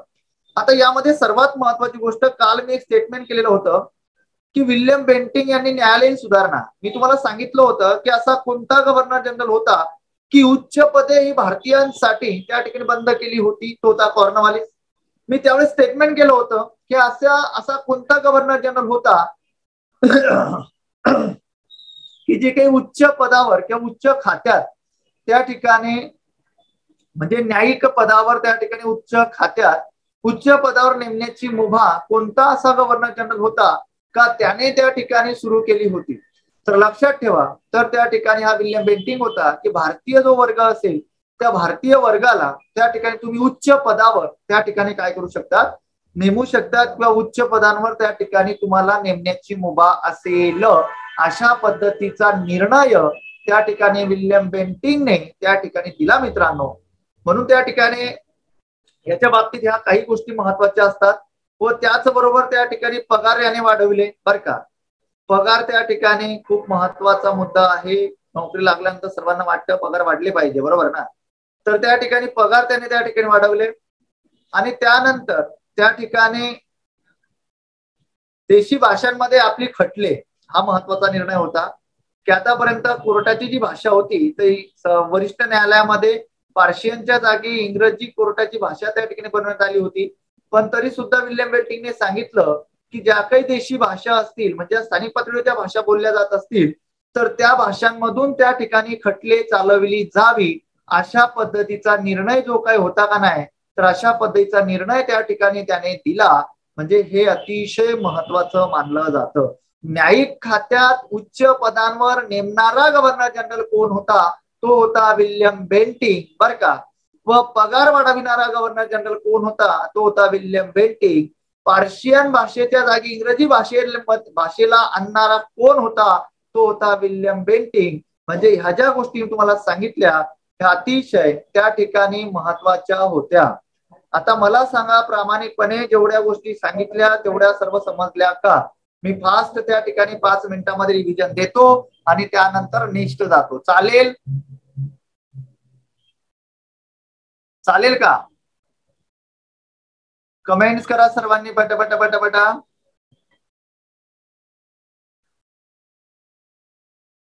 Okay okay okay okay. बघा आता या ठिकाणी सर्वात पहिल्यांदा आपण त्या शैक्षणिक सुधारणा बघितलेल्या 1813चा पहिला चार्टर आहे त्यावरती 1,00,000 रुपये खर्च त्या ठिकाणी भारतीय शिक्षणावर केला जावा आणि भारतीय शिक्षणामध्ये संस्कृत आणि पार्शियन भाषा ज्या होत्या का नाही तर संस्कृत व पार्शियन भाषेवरती 1,00,000 रुपये खर्च केला जावा. मग या ठिकाणी खर्च करण्यासाठी मी फास्ट घेतो थोडं. सार्वजनिक शिक्षणावरील साधारण समिती स्थापन केली. 1829ला कंपनीच्या संचालक मंडळासमोर याने प्रस्ताव मांडला की हा 1,00,000 रुपये खर्च इंग्रजी भाषेवर केला जावा. मग त्या ठिकाणी मोठा विवाद निर्माण झाला. 10 सदस्यांमध्ये त्या ठिकाणी समिती म्हणजे 10 सदस्यीय समिती 2 भागांमध्ये विभागले. एक म्हणजे प्राच्यवादी, एक पाश्चात्यवादी. प्राच्यवादी म्हणत होतं की संस्कृत पार्शियन भाषेवरच खर्च करा आणि त्या ठिकाणी पाश्चात्यवादी म्हणत होतं इंग्रजी भाषेवर खर्च करा. त्या ठिकाणी H.C. प्रिन्सेप हा अतिशय महत्वाचा त्या ठिकाणी काय होता, नेतृत्वकार होता आणि इकडनं नेतृत्वकार चार्ल्स टेव्हलाइन होता. राजाराम मोहन राय यांनी मत मांडलं होतं की इंग्रजी शिक्षणावरतीच खर्च केला जावा अशा पद्धतीने. आणि त्या ठिकाणी जो चौथा सदस्य म्हणून कार्यकारी मंडळाचा नेमण्यात आला लॉर्ड मेकॉले आणि त्या ठिकाणी पहिला कायदा सदस्य म्हणून ज्याची निवड झाली लॉर्ड मेकॉले भारतामध्ये आला. भारतामध्ये आल्यानंतर त्याला त्या ठिकाणी समितीचा अध्यक्ष विल्यम बेंटिंकने बनवलं. त्याने एक लेख प्रकाशित केला की तो इंग्रजी शिक्षणाला खूप मोठ्या प्रमाणामध्ये प्रोत्साहन देणारा लेख होता. 1837 मध्ये त्या ठिकाणी कार्यालयीन भाषा म्हणून इंग्रजी भाषा स्वीकारण्यात आली आणि सर्व सरकारी नोकरीसाठी आतापर्यंत 1844 पासून इंग्रजी भाषा ही बंधनकारक करण्यात आली आणि इंग्रजी शिक्षणाच्या पद्धतीला मेकॉलियन सिस्टीम असं म्हटलं गेलं. त्यानंतर हा जो सिद्धांत आहे हा सिद्धांत पुढे घ्यायचा आहे आपल्याला म्हणून त्या ठिकाणी तो एक्सप्लेन केला नाही. त्यानंतर पुढे बघितल्या आपण न्यायालयीन सुधारणा सर्किट आणि प्रांतिक न्यायालय जे काही होती आणि बंद केली आणि ही जबाबदारी कलेक्टरकडे त्या ठिकाणी दिली आणि कलेक्टर आणि जिल्हा मॅजिस्ट्रेट ही दोघं पद होती का नाही तर ती एकाच व्यक्तीकडे सुपूर्द केली. महसूल आयुक्त हे नवीन पद त्याने निर्माण केलं. त्यानंतर उत्तर प्रदेश व दिल्लीच्या जनतेसाठी त्यांनी त्या ठिकाणी सदर दिवाणी सदर निजामत अशी 2 न्यायालय त्या ठिकाणी स्थापन केली. त्यानंतर त्याने आर्थिक सुधारणा किंवा वित्तीय सुधारणा केल्या. तर त्या ठिकाणी आर्थिक सुधारणेमध्ये त्याने शांततेच्या काळात दिला जाणारा जो अर्धा भत्ता तो बंद केला. त्यानंतर वरिष्ठ जो अधिकारी वर्ग होता अधिकारी वर्गाचे पगार कमी केले. लष्करी व नागरी खात्यामध्ये कुठे पैसा जास्त जातो आहे त्यासाठी त्याने 2 समित्या स्थापन केल्या. अफूचा व्यापार त्याने नियंत्रणात आणला. त्याने कोळशाचा व्यापार नियंत्रणात आणला. चहा कॉफी भ्रष्टाचार खूप मोठ्या प्रमाणामध्ये होत होता. या सर्व गोष्टी त्याने त्या ठिकाणी नियंत्रणात आणल्या. त्यानंतर पुढे सामाजिक सुधारणेच्या बाबतीत मी तुम्हाला सांगितलं होतं. त्यानंतर विल्यम बेंटिंकच्या न्यायालयीन व्यवस्थेमध्ये त्याने उच्च पदावर भारतीयांना नेमण्याची मुभा त्या ठिकाणी दिली. आणि त्या ठिकाणी जे काही पगार होते तर ते पगार त्या ठिकाणी वाढवण्यात आले. इंग्रजी म्हणजे पार्शियन जागेच्या जागी, पार्शियन भाषेच्या जागी इंग्रजी भाषा ही त्या ठिकाणी सुरू करण्यात आली. अशा पद्धतीने एवढ्या गोष्टी त्या ठिकाणी मी तुम्हाला सांगितल्या. आता कमेंट्स करा, विल्यम बेंटिंग समजला का? Yes or no? पटकन समजलं का विल्यम बेंटिंग? कमेंट्स करा पटापटा. Okay okay okay, very good. जायचं लॉर्ड डलहौसीकडं, लॉर्ड डलहौसीकडे जायचं. Yes yes yes. बघा आता लॉर्ड डलहौसी जो काही होता तो अतिशय महत्वाचा गव्हर्नर जनरल, बर का, अतिशय महत्वाचा गव्हर्नर जनरल त्या ठिकाणी ओळखला जातो. तर तो महत्वाचा गव्हर्नर जनरल कशाच्या बाबतीत? तर त्या ठिकाणी महत्वाचा गव्हर्नर जनरल, तर त्या ठिकाणी त्याच्या तो जो होता तो अतिशय महत्वाची जबाबदारी त्याने त्या ठिकाणी ब्रिटिश प्रशासनामध्ये पार पाडली. लॉर्ड डलहौसी अतिशय महत्वाचा गव्हर्नर जनरल, बर का, अतिशय महत्वाचा गव्हर्नर जनरल. तर तो गव्हर्नर जनरल त्या ठिकाणी कसा होता, त्याचा कालखंड होता मित्रांनो 1848 तर त्या ठिकाणी 1856 असा त्याचा कालखंड होता. 8 वर्ष पदावर बसला, पण उत्कृष्ट पद्धतीचं कार्य त्या ठिकाणी तो करून गेलाय. भारतामध्ये केव्हा आला तो? वयाच्या 36व्या वर्षी त्या ठिकाणी तो भारताचा गव्हर्नर जनरल बनला. त्याला भारताचा गव्हर्नर जनरल म्हणून त्या ठिकाणी काय करण्यात आलं होतं? नेमण्यात आलं होतं. 1848 ला वयाच्या 36व्या वर्षी ब्रिटिश मंत्रिमंडळामध्ये तो बोर्ड ऑफ ट्रेडचा अध्यक्ष म्हणून त्याने त्या ठिकाणी काय केलेलं होतं? बोर्ड ऑफ ट्रेडचा अध्यक्ष म्हणून त्याने त्या ठिकाणी जबाबदारी पार पाडली होती. त्याने त्या ठिकाणी कार्य केलेलं होतं. त्याचं धोरण कोणतं होतं? त्याचं धोरण अतिशय महत्वाचं, खूप मोठ्या प्रमाणामध्ये गाजलेलं धोरण साम्राज्यवादी किंवा विस्तारवादी, साम्राज्यवाद किंवा विस्तारवाद अशा प्रकारचं त्याचं धोरण होतं. लक्षात ठेवा.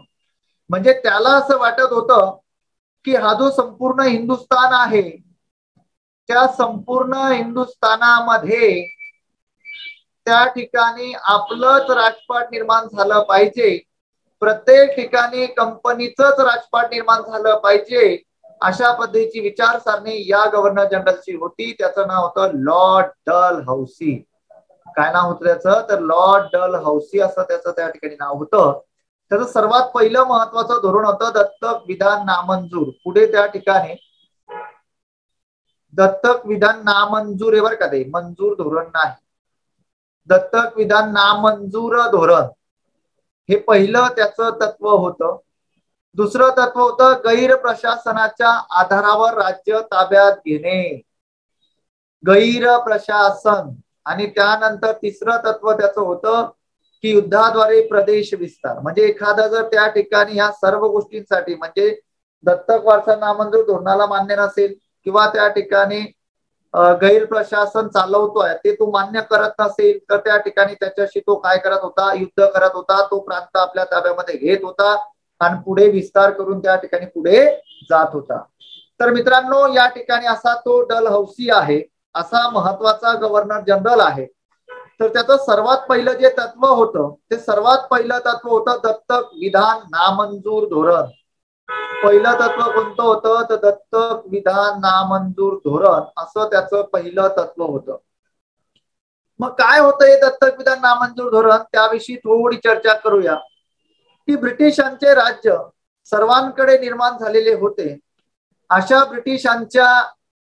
ब्रिटिशांच्या नियंत्रणात त्या ठिकाणी जो प्रदेश आलेला असेल किंवा जे राज्य असेल, जो प्रांत असेल, आणि त्या राजाला, बर का, त्या राज्याला नाही तर त्या राजाला स्वतःचा पुत्र नसेल, म्हणजे थोडक्यात तो राजा आहे का नाही, तो राजा त्या ठिकाणी काय असेल? तर राजा त्या ठिकाणी काय असेल? निपुत्रिक असेल.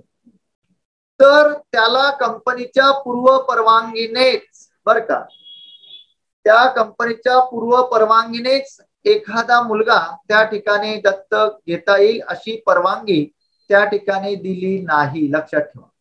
याला म्हटलं गेलं दत्तक वारसा नामंजूर.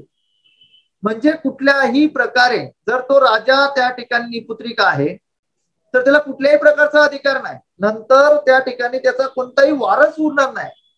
तो कंपनीचा जो प्रदेश असेल म्हणजे तो प्रदेश असेल तर तो प्रदेश पूर्णपणे कंपनीमध्ये विलीन केला जाईल. तो जो कारभार आहे त्या प्रांताचा त्या प्रदेशाचा जो कारभार आहे तर त्या प्रदेशाचा त्या प्रांताचा कारभार पूर्णपणे त्या ठिकाणी कोणाकडनं केला जाईल, कोणाकडनं चालवला जाईल.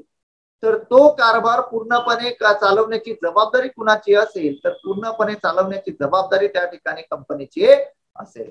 म्हणजे अशा प्रकारे या ठिकाणी दत्तक वारसा नामंजूर धोरण किंवा दत्तक विधान नामंजूर धोरण हे अतिशय महत्वाचं धोरण त्या ठिकाणी मानलं जातं. मग मित्रांनो झालं काय की दत्तक विधान नामंजूर धोरण तर त्या ठिकाणी मान्य झालं, अशी कोणकोणती प्रांत होती का ती प्रांत कंपनीमध्ये विलीन करण्यात आली, का त्या प्रांताचे ते राजे त्या ठिकाणी निपुत्रिक होते, त्यांना त्या ठिकाणी एखादा मुलगा किंवा एखादा दत्तक घेऊन त्या ठिकाणी कारभार ते चालवू शकले नाही. तर सर्वात पहिला जो त्या ठिकाणी प्रांत विलीन झाला होता तर तो पहिला प्रांत होता 1848चा जुळवामध्ये प्रश्न विचारला जातो. पहिला प्रांत होता सातारा. सातारा हा जो प्रांत होता का नाही तर सर्वात पहिल्यांदा कंपनीमध्ये विलीन करण्यात आला होता. त्यानंतर नंबर 2 चा प्रांत होता 1849ला जयपूरचा प्रांत होता. त्यानंतर त्याच वर्षी संबलपूर नाव आहे ते बरं का, संबलपूर हा प्रांत होता. या प्रांतामध्ये त्या ठिकाणी कंपनीला काय करण्यात आलं म्हणजे कंपनीने या प्रांताला विलीन केलं. 1850चा बघाट नावाचा प्रांत होता. क्रमानुसार ओळखा असा प्रश्न विचारला जातो. पुढे त्या ठिकाणी 1852चा उदयपूर होता. 1853चा झाशी प्रांत होता. झाशी सर्वांना माहिती होतं, राणी लक्ष्मीबाई. 1854 नागपूर प्रांत होता भोसल्यांचा. 1855 करवली, करवली असं न लिहिता असं जर लिहिलं तर बेस्ट. करवली हा प्रांत त्या ठिकाणी होता. करवली. अशा पद्धतीने या ठिकाणी दत्तक वारसा नामंजूर धोरण अशा पद्धतीने पुन्हा एकदा रिपीट करतो. 1848ला सातारा, 1849ला जयपूर, 1849ला संबलपूर, 1850ला बघाट, 1852ला उदयपूर, 1853ला झाशी, 1854ला नागपूर, 1855ला करवली. एवढी प्रांत त्या ठिकाणी कंपनीमध्ये काय करण्यात आली होती तर कंपनीमध्ये विलीन करण्यात आली होती. कोणत्या तत्वाने? दत्तक विधान नामंजूर धोरण या तत्वाने त्या ठिकाणी ही प्रांत कंपनीमध्ये त्या ठिकाणी विलीन केली होती. मग आता एक प्रश्न तुम्हाला विचारलेला आहे, बरं मला सांगा समजलं का इथपर्यंत? समजलं इथपर्यंत? Yes or no? कमेंट्स करा.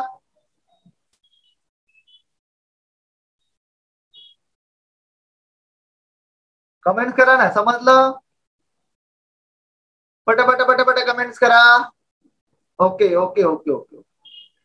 बघा या ठिकाणी हे जर समजलं असेल तर यामध्ये सर्वात पुढची महत्वाची गोष्ट आहे ती म्हणजे कोणती तर ती आहे की डलहौसीने सर्वात पहिल्यांदा नामंजूर धोरणाचा प्रयोग केला का तर या ठिकाणी हा प्रयोग करण्याआधी लॉर्ड ऑकलँड नावाचा महत्वाचा जो गव्हर्नर जनरल होता तर या गव्हर्नर जनरलने हा प्रयोग आधी केलेला होता. म्हणजे हा 1848ला प्रयोग केला कोणी तर 1848ला प्रयोग केला होता डलहौसीने बरं का. आणि त्यानंतर त्याच्या आधी म्हणजे हा प्रयोग होण्याच्या आधी सर्वात पहिल्यांदा 1839 आणि 1842 या 2 ठिकाणी हा प्रयोग होऊन गेलेला होता. तुम्हाला प्रश्न विचारला जातो आताच्या सध्याच्या कंडिशनला की डलहौसी यांनी त्या ठिकाणी महत्वाची जबाबदारी पार पाडली, पण त्याआधी नामंजूर धोरण कोणी त्या ठिकाणी अंमलात आणलेलं होतं तर लक्षात ठेवा लॉर्ड ऑकलँड नावाचा महत्वाचा गव्हर्नर जनरल जो होता त्याने त्या ठिकाणी 1839ला मांडवी आणि सुरत 1842ला ही दोन्ही प्रांत त्या ठिकाणी कंपनीमध्ये विलीन केली होती, हे लक्षात ठेवायचं. म्हणजे अशा पद्धतीने दत्तक वारसा नामंजूर धोरण हे जे तत्व आहे तर हे तत्व अशा पद्धतीने त्या ठिकाणी अस्तित्वात आलं आणि मी अपेक्षा करतो, आय होप सर्वांना ह्या कन्सेप्ट क्लिअर झालेल्या असाव्यात. तुमची परवानगी घेऊन त्या ठिकाणी मी पुढे मार्गस्थ होतो. पुढचा अतिशय महत्वाचा पॉइंट आहे तो म्हणजे कोणता, काय काय विलीन सर. विलीन म्हणजे काय? विलीन केलं माझ्या पुन्हा टेक्स्ट करा.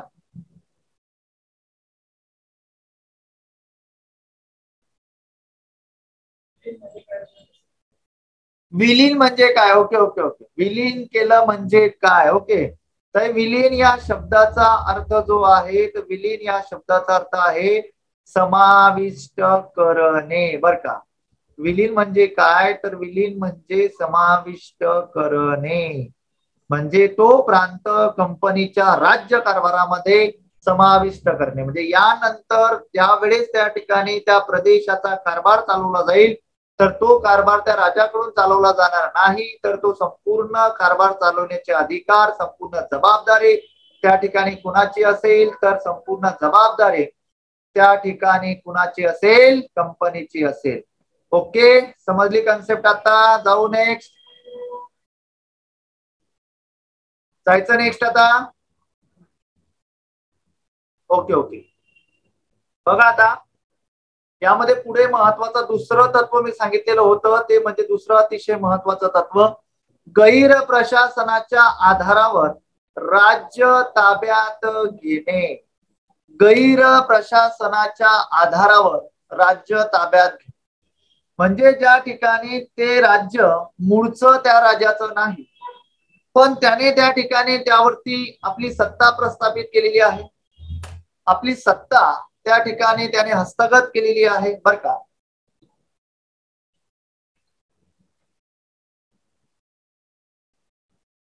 तर त्या ठिकाणी वऱ्हाड प्रांत, कसा प्रांत कोणता होता? वऱ्हाड. वऱ्हाड प्रांतावरती कुणाची सत्ता होती सर? तर त्या ठिकाणी वऱ्हाड प्रांत हैदराबाद मध्ये, हैदराबादचा जो निजाम होता त्या हैदराबादच्या निजामाने त्या ठिकाणी हा प्रांत हस्तगत केलेला होता. मग त्या ठिकाणी हा प्रांत याने निजामाने त्या ठिकाणी तैनाती फौजेचा खर्च करण्यासाठी त्या ठिकाणी इंग्रजांना दिलेला होता. बरोबर. मग या ठिकाणी हा प्रांत पूर्णपणे, म्हणजे कारण की मी तुम्हाला सांगितलं होतं तैनाती फौजेमध्ये की एखादा प्रांत म्हणजे एखादा जिल्हा किंवा एखादा प्रदेश, उत्पन्नाचा प्रदेश त्या कंपनी म्हणजे तैनाती फौजेचा खर्च करण्यासाठी त्या ठिकाणी तो जो राजा असेल तो राजा देत होता. मग या ठिकाणी विल्यम बेंटिंग लॉर्ड डलहौसीला असं वाटलं की एखादा प्रदेश घेण्यापेक्षा हा जो प्रदेश आहे तर हा प्रदेश गैर प्रशासनाने निजामाने त्या ठिकाणी मिळवलेला आहे. मग संपूर्ण प्रदेश त्या ठिकाणी कंपनीमध्ये विलीन करायला काय जात आहे? संपूर्ण प्रदेश कंपनीमध्ये त्या ठिकाणी काय केला गेला पाहिजे? विलीन केला गेला पाहिजे. अशा प्रकारची त्या ठिकाणी विचारसरणी कुणाची होती? लॉर्ड डलहौसीची होती. म्हणून त्याने त्या ठिकाणी अशा प्रकारचा हा जो प्रदेश होता तर हा प्रदेश त्याने त्या ठिकाणी काय केलं तर त्या ठिकाणी कंपनीमध्ये विलीन केला मित्रांनो. तर तो कधी केला? तर तो 1853 ला त्या ठिकाणी हा प्रदेश कंपनीमध्ये विलीन केला. नंतर पुढचा जो महत्वाचा प्रदेश होता अजून, तर तो पुढचा महत्वाचा प्रदेश होता अवध प्रांत. आपण बघतोय की जेव्हापासून ब्रिटिशांनी हिंदुस्थानामध्ये ज्यावेळेस त्या ठिकाणी एंट्री केली, ज्यावेळेस त्या ठिकाणी इकडे आले, जेव्हा त्यांनी मार्गक्रमण केलं तर त्या ठिकाणी एक महत्वाची गोष्ट त्या ठिकाणी आपल्या लक्षात येते की जेव्हा त्याने त्या ठिकाणी मार्गक्रमण केलाय तेव्हापासून आपण अवध प्रांत अभ्यासतो आहे, अवध प्रांताची हिस्ट्री त्या ठिकाणी बघतोय. मग या ठिकाणी पुढे हा गैर प्रशासनाचा प्रदेश होता. कसा प्रदेश होता? गैर प्रशासनाचा प्रदेश होता. तर हा प्रदेश त्या ठिकाणी कंपनीमध्ये विलीन करण्यासाठी त्या ठिकाणी त्याने काय केलं तर पूर्णपणे नियोजन केलं. आणि सर्वात महत्वाची गोष्ट, या विषयाचा अहवाल कर्नल स्लीमन हा जो महत्वाचा अधिकारी होता तर याने त्या ठिकाणी हा अहवाल त्या ठिकाणी बनविला आणि हा जो महत्वाचा त्या ठिकाणी ऑट्रम होता बर का, ऑट्रम हा महत्वाचा जो इंग्रज अधिकारी होता, हा त्यावेळीचा जो अवध राज्य होतं, अवध मधला महत्वाचा रेसिडेंट होता बर का. म्हणजे अवधचा जो व्यापार केला जात होता, जो कारभार चालवला जात होता, याच्या नियंत्रणामध्ये चालवला जात होता ऑट्रम. कर्नल स्लीमन याने त्या ठिकाणी हा जो प्रस्ताव होता, जो अहवाल होता, तो बनविला होता. आणि ऑट्रम नावाचा जो काही महत्वाचा इंग्रज अधिकारी जो त्या ठिकाणी अवधमध्ये रेसिडेंट म्हणून जबाबदारी पार पाडत होता, तर त्याने त्या ठिकाणी त्याने हस्तगत केलेला प्रांत होता नवाब वाजिद अली शाह. नवाब वाजिद अली शाह असं नाव आहे ते, वाजिद अली शाह असा त्या ठिकाणी या नवाबाने हा प्रांत हस्तगत केलेला होता. तर हा प्रांत त्या ठिकाणी सोडण्यास सांगितले. त्या ठिकाणी हा प्रांत जो काही होता, तर तो प्रांत त्या ठिकाणी सोडण्यास सांगितले. एक मिनिट.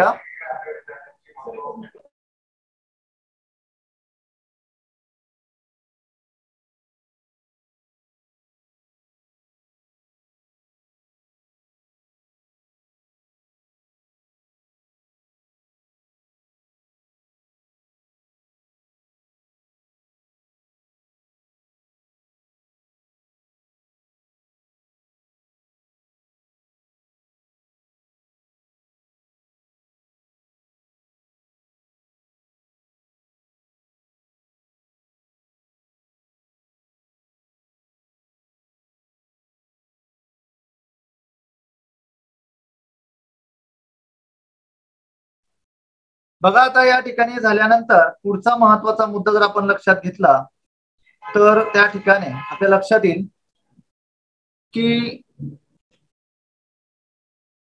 अवध प्रांत त्यांनी ताब्यामध्ये घेतल्यानंतर अशा पद्धतीने गैर प्रशासनाच्या माध्यमातून त्या ठिकाणी 2 प्रांत त्यांनी काय केली होती, ताब्यात घेतली होती. 2 प्रांत त्या ठिकाणी कंपनीने ताब्यात घेतलेली होती बर का. 2 प्रांत, एक म्हणजे कोणता, तर तो म्हणजे अवध प्रांत आणि दुसरा म्हणजे त्या ठिकाणी वऱ्हाड प्रांत. ही 2 जी काही त्या ठिकाणी प्रांत होती, तर ही 2 प्रांत त्या ठिकाणी कंपनीने आपल्या ताब्यामध्ये घेतली होती. तुम्हाला प्रश्न विचारला जाऊ शकतो की अशी कोणती प्रांत होती की विलिनीकरण या धोरणाने त्या ठिकाणी कंपनीमध्ये समाविष्ट केली होती. तर त्या ठिकाणी लक्षात ठेवा, ही जी 2 प्रांत होती, तर ही 2 प्रांत अतिशय महत्वाची होती. म्हणजे विलिनीकरणातून मी तुम्हाला 7-8 प्रांत जी सांगितली, आणि अवध प्रांत म्हटल्यानंतर त्या ठिकाणी मी तुम्हाला सांगितलं की एक अवध आणि एक वऱ्हाड. गैर प्रशासनाच्या माध्यमातून ही 2 प्रांत त्या ठिकाणी कंपनीमध्ये काय करण्यात आली होती, विलीन करण्यात आली होती. समजलं गैर प्रशासन हे तत्व समजलं का?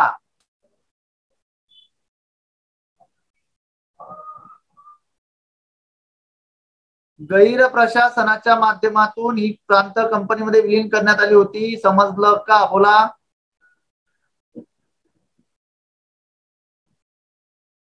सर्वांनी कमेंट्स करा, सर्वांनी कमेंट्स करा.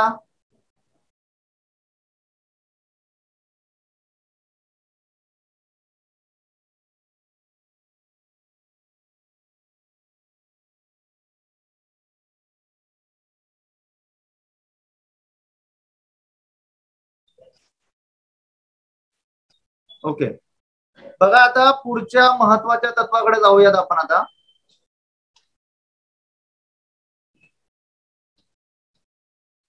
आता त्याने त्या ठिकाणी बऱ्याच सुधारणा त्याने त्या ठिकाणी केल्या. आता बऱ्याच सुधारणा त्या ठिकाणी केल्यानंतर सर्वात पहिली महत्वाची सुधारणा त्याची कोणती होती? सर्वात पहिली महत्वाची सुधारणा होती ती म्हणजे प्रशासकीय सुधारणा. कोणती? प्रशासकीय जी काही सुधारणा होती ती अतिशय महत्वाची सुधारणा मानली जाते. प्रशासकीय सुधारणा म्हणजे काय? प्रशासकीय प्रशासनामध्ये कशा पद्धतीने या सर्व गोष्टींचा समावेश केला गेला पाहिजे, यासाठी प्रशासकीय सुधारणा त्यांनी त्या ठिकाणी केलेली होती. म्हणजे गव्हर्नर जनरलच्या कामात मदत करण्यासाठी बंगालमध्ये एक लेफ्टनंट गव्हर्नर नियुक्त करण्यात आला. हे अतिशय महत्वाचं स्टेटमेंट आहे की जे गव्हर्नर जनरलचं काम होतं त्या गव्हर्नर जनरलच्या कामात मदत करण्यासाठी बंगालमध्ये एक लेफ्टनंट गव्हर्नर नियुक्त करण्यात आला. म्हणजे यावरती तुम्हाला प्रश्न जो काही आहे तो बऱ्याचदा त्या ठिकाणी विचारला जातो की गव्हर्नर जनरलच्या कामात त्या ठिकाणी कामात मदत करण्यासाठी बंगालमध्ये एक त्या ठिकाणी गव्हर्नर नियुक्त करण्यात आला. नवीन प्रदेशात बर का कमिशनर नियुक्त केला जाऊ लागला. नवीन प्रदेशात काय केला जाऊ लागला? कमिशनर. म्हणजे बघा तुम्हाला माहिती असणं गरजेचं आहे की एक लेफ्टनंट आणि त्याच्यानंतर एक गव्हर्नर म्हणजे लेफ्टनंट गव्हर्नर व कमिशनर ह्या पदाची निर्मिती या ठिकाणी डलहौसीने त्या ठिकाणी त्याच्या राज्यकारभारामध्ये तो असताना त्या ठिकाणी केली. म्हणजे मित्रांनो त्याने अशा पद्धतीचा राज्यकारभार त्या ठिकाणी चालवला की त्या ठिकाणी 8 वर्षात त्याने खूप मोठ्या प्रमाणातल्या सुधारणा त्याने केलेल्या आहेत की हा जो केला जाऊ लागला हा कमिशनर जो असेल तर गव्हर्नर जनरलला पूर्णपणे जबाबदार असेल.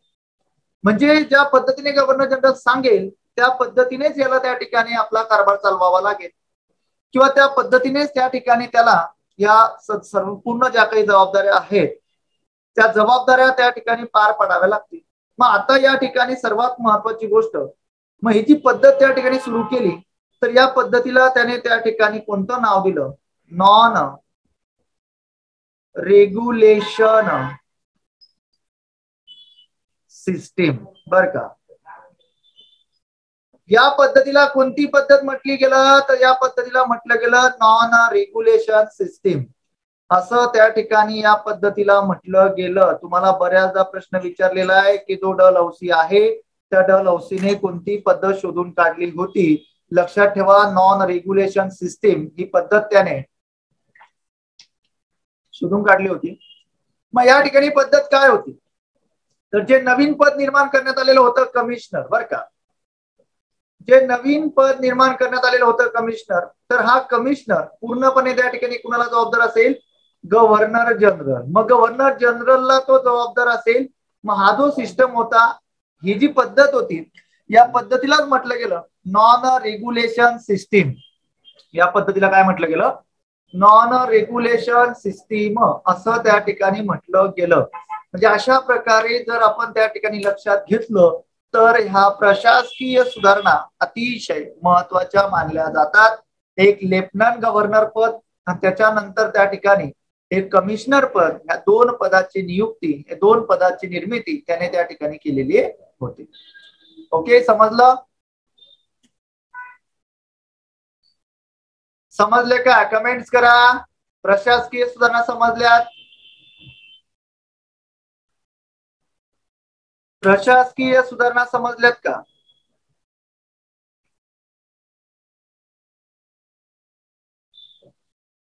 जाऊ नेक्स्ट.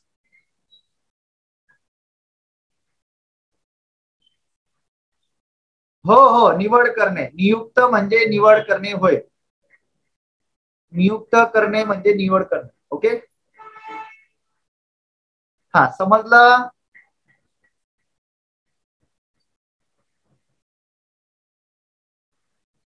कमेंट्स करा मित्रांनो. ओके ओके बघा आता यानंतर पुढे महत्वाच्या महत्वाच्या ज्या काही सुधारणा होत्या त्या म्हणजे लष्करी सुधारणा. बरं का कोणत्या? लष्करी सुधारणा. कारण की तुम्हाला वेळोवेळी सांगत आलोय पहिल्या लेक्चर पासून सांगत आलोय की ब्रिटिश या हिंदुस्थानामध्ये टिकले. ब्रिटिशांना 350 वर्ष हिंदुस्थानामध्ये त्या ठिकाणी स्वतःचं अस्तित्व निर्माण करता आलं टिकवता आलं. तर ह्याच्या मागचं कारण एकच होतं की त्यांच्याकडे खूप प्रबळ आणि मजबूत त्या ठिकाणी लष्कर होतं. त्यांनी वेळोवेळी त्या लष्करामध्ये खूप मोठ्या प्रमाणातल्या सुधारणा केल्या मित्रांनो. बघा याने काय सुधारणा केली आता की बंगाल तोफखान्याचे केंद्रीय कार्यालय. आता यावर्षी जो राज्यसेवा मुख्यचा पेपर झाला त्या राज्यसेवा मुख्यच्या पेपरमध्ये यावरती प्रश्न विचारलेला होता की बंगाल तोफखान्याचे केंद्रीय कार्यालय कलकत्त्याहून मेरठला नेणारा कोणता गव्हर्नर जनरल? कलकत्त्याहून त्या ठिकाणी मेरठला नेणारा कोणता गव्हर्नर जनरल होता? तर लक्षात ठेवा, तो होता लॉर्ड डलहौसी. की बंगाल तोफखान्याचं केंद्रीय कार्यालय जे होतं त्याने कलकत्त्याहून कुठे नेलं होतं? तर कलकत्त्याहून मेरठला नेलं होतं. मग या ठिकाणी लष्कराचं जे मुख्यालय होतं तर ते लष्कराचं मुख्यालय त्या ठिकाणी कुठे नेलं त्याने? शिमला. म्हणजे तोफखान्याचं कार्यालय त्याने त्या ठिकाणी कलकत्त्याहून मेरठला नेलं. लष्कराचं मुख्यालय त्याने शिमला, त्या ठिकाणी लष्कराचं मुख्यालय शिमला या ठिकाणी नेलं. म्हणजे अशा पद्धतीने या ठिकाणी जर आपण लक्षात घेतलं तर जे का त्या ठिकाणी लष्करी कार्यालय जे काय म्हणजे लष्करी जे काही बदल होते तर ते लष्करी बदल त्याने अशा पद्धतीने त्या ठिकाणी घडवून आणले आणि हे लष्करामध्ये त्याने अशा पद्धतीचं कार्य त्या ठिकाणी केलेलं होतं. त्यानंतर पुढे थोडं अजून मला त्या ठिकाणी सांगावंसं वाटतंय की त्याने त्या ठिकाणी रेल्वे सुधारणा सुद्धा केल्या होत्या. रेल्वे सुधारणा सर्वात पहिली जी रेल्वे होती ती सर्वात पहिली रेल्वे याच्याच काळामध्ये त्या ठिकाणी सुरू झाली होती. पहिली रेल्वे जी धावली होती, जी पहिली रेल्वे धावली होती ती पहिली रेल्वे त्या ठिकाणी याच्याच काळामध्ये त्या ठिकाणी धावली होती. 1853 ला पहिली रेल्वे धावली होती. सर्वांना माहिती असेल की पहिली रेल्वे कुठून कुठपर्यंत धावली होती, बरोबर. त्यानंतर त्याने दुसऱ्यांदा सुधारणा केल्या होत्या, त्याने महत्वाच्या सुधारणा केल्या होत्या, डाक सुधारणा. म्हणजे त्या काळामध्ये एखाद्याचा निरोप दुसऱ्यापर्यंत पोहोचविण्यासाठी असं कुठल्याही प्रकारचं माध्यम अस्तित्वात नव्हतं तर त्याने डाक सुधारणा ज्या काही होत्या त्या डाक सुधारणा त्या ठिकाणी त्याने डाक सुधारणा केलेल्या होत्या. म्हणजे तुम्ही भारतामध्ये 2 आणे एवढ्या पैशांमध्ये कुठेही पत्र पाठवू शकतात, म्हणून त्या ठिकाणी त्याने डाक सुधारणा सुद्धा अतिशय महत्वाच्या त्याच्या सुधारणा मानल्या जातात. तिसऱ्यांदा त्याने त्या ठिकाणी सुधारणा केल्या होत्या तारा यंत्र. म्हणजे संपूर्ण प्रदेश एकमेकांना जोडण्यासाठी त्याने तारा यंत्र किंवा त्या ठिकाणी संपूर्ण 4,500 ते 5,000 किलोमीटर 4,500 ते 5,000 किलोमीटर एवढ्या तारा त्याने त्या ठिकाणी संपूर्ण प्रदेश जोडण्यासाठी काय केल्या होत्या? निर्माण केल्या होत्या.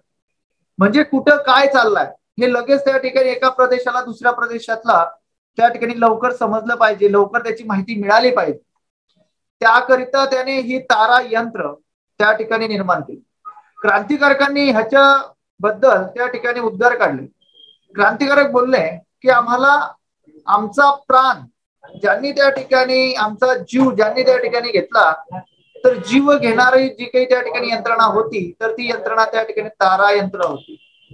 म्हणजे 4,500 ते 5,000 किलोमीटर त्यांनी त्या ठिकाणी तारा ज्या काही होत्या त्या ठिकाणी त्यांनी त्या तारा मांडल्या, म्हणजे त्या ठिकाणी त्या तारा पोहोचविल्या आणि सर्व प्रदेश एकमेकांशी त्या ठिकाणी जोडले. म्हणजे त्या ठिकाणी आज ज्या पद्धतीने आपण वायरलेस मोबाईल वापरतो किंवा कुठल्याही प्रकारची त्या ठिकाणी वायरलेस नाही, आधी त्या ठिकाणी जर लँडलाईन मोबाईल तुम्हाला घ्यायचा असेल तर त्या ठिकाणी तुम्हाला त्या लँडलाईन मोबाईलचं फोनचं कनेक्शन त्या ठिकाणी घ्यावं लागत होतं, वायरिंग त्या ठिकाणी टाकावी लागत होती. म्हणजे या पद्धतीने, म्हणजे अशा पद्धतीने ज्या काही सुधारणा त्याने केल्या तर त्या खरंच त्या सुधारणा त्या काळातल्या, आवाज येत नाही का? तर या ठिकाणी ज्या काही महत्वाच्या सुधारणा होत्या तर त्या महत्वाच्या सुधारणा त्या ठिकाणी मानल्या जातात. ताई येतोय आवाज आता?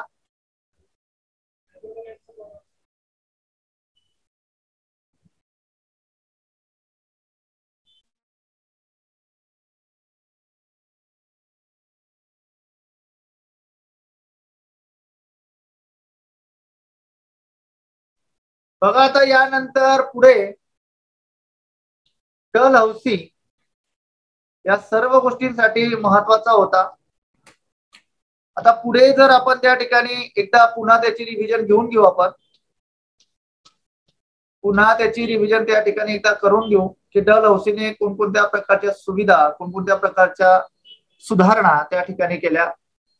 नेमका डलहौसी काय होता त्या बाबतीत थोडं रिव्हाइज करून घेऊयात आपण. लॉर्ड डलहौसी 1848 ते 1856 हा त्याचा कालखंड मानला जातो किंवा हा त्याचा कालखंड होता. वयाच्या 36व्या वर्षी त्या ठिकाणी तो गव्हर्नर जनरल म्हणून त्याची नेमणूक त्या ठिकाणी करण्यात आली. ब्रिटिश मंत्रिमंडळात बोर्ड ऑफ ट्रेडचा अध्यक्ष म्हणून त्याने त्या ठिकाणी कार्य केलंय. त्याची विचारसरणी जी होती मित्रांनो ती साम्राज्यवादी आणि त्यानंतर विस्तारवादी अशा प्रकारची त्याची काय होती तर त्याची विचारसरणी. त्याने 3 तत्वांवर आधारित त्या ठिकाणी आपलं प्रशासन जे काही होतं ते चालवलं. 3 तत्वांवर आधारित ते प्रशासन जे काही होतं तर ते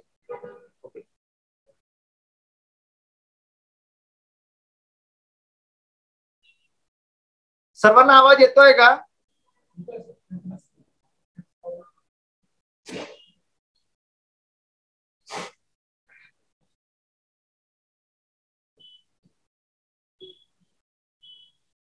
आवाज येतोय ना सर्वांना?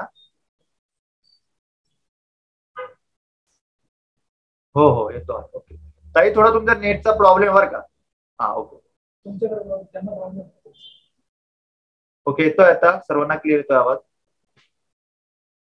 बघा आता या ठिकाणी सर्वात महत्वाची गोष्ट सांगत होतो. लॉर्ड डलहौसी जो काही आहे तो रिवाइज करतोय. साम्राज्यवादी विस्तारवादी धोरण त्या ठिकाणी खूप मोठ्या प्रमाणामध्ये जे काही होतं तर ते धोरण त्या ठिकाणी अंमलात आणलेलं होतं. त्यानंतर दत्तक विधान नामंजूर या धोरणाचा त्याने अवलंब केला होता.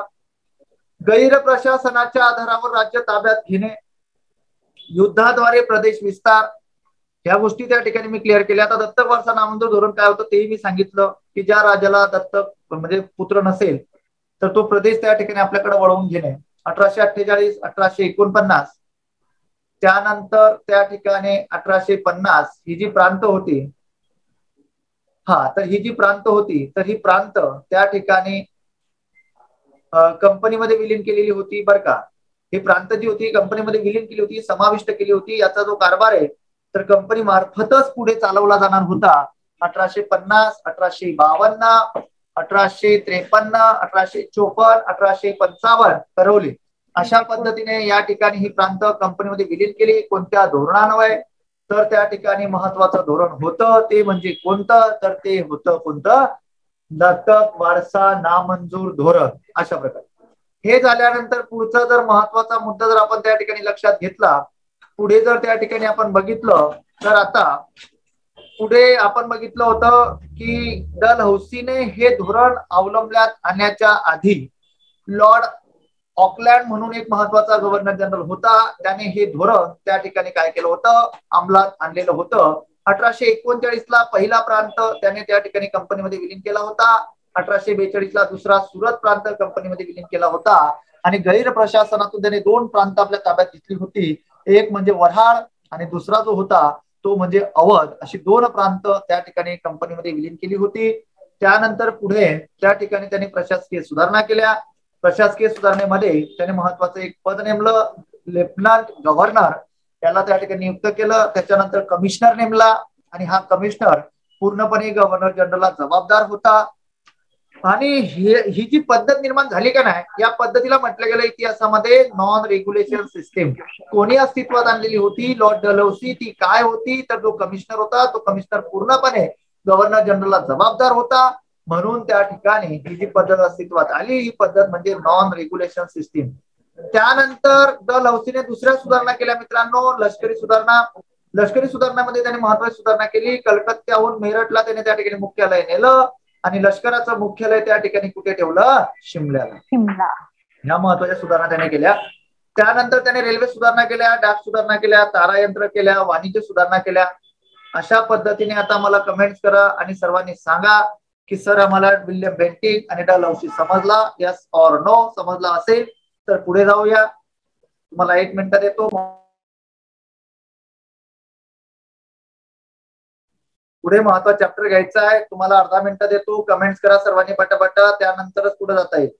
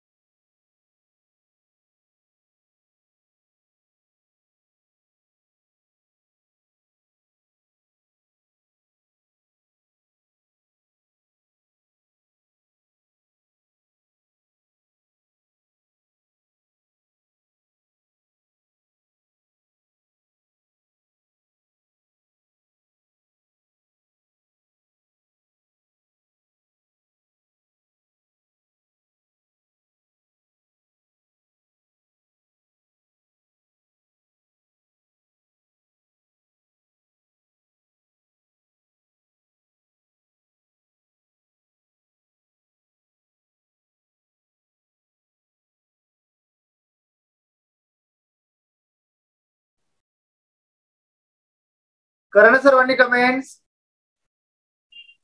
अतिशय महत्वाच्या चॅप्टरकडे आपल्याला मार्गस्थ व्हायचं आहे. सर्वांनी कमेंट्स करा.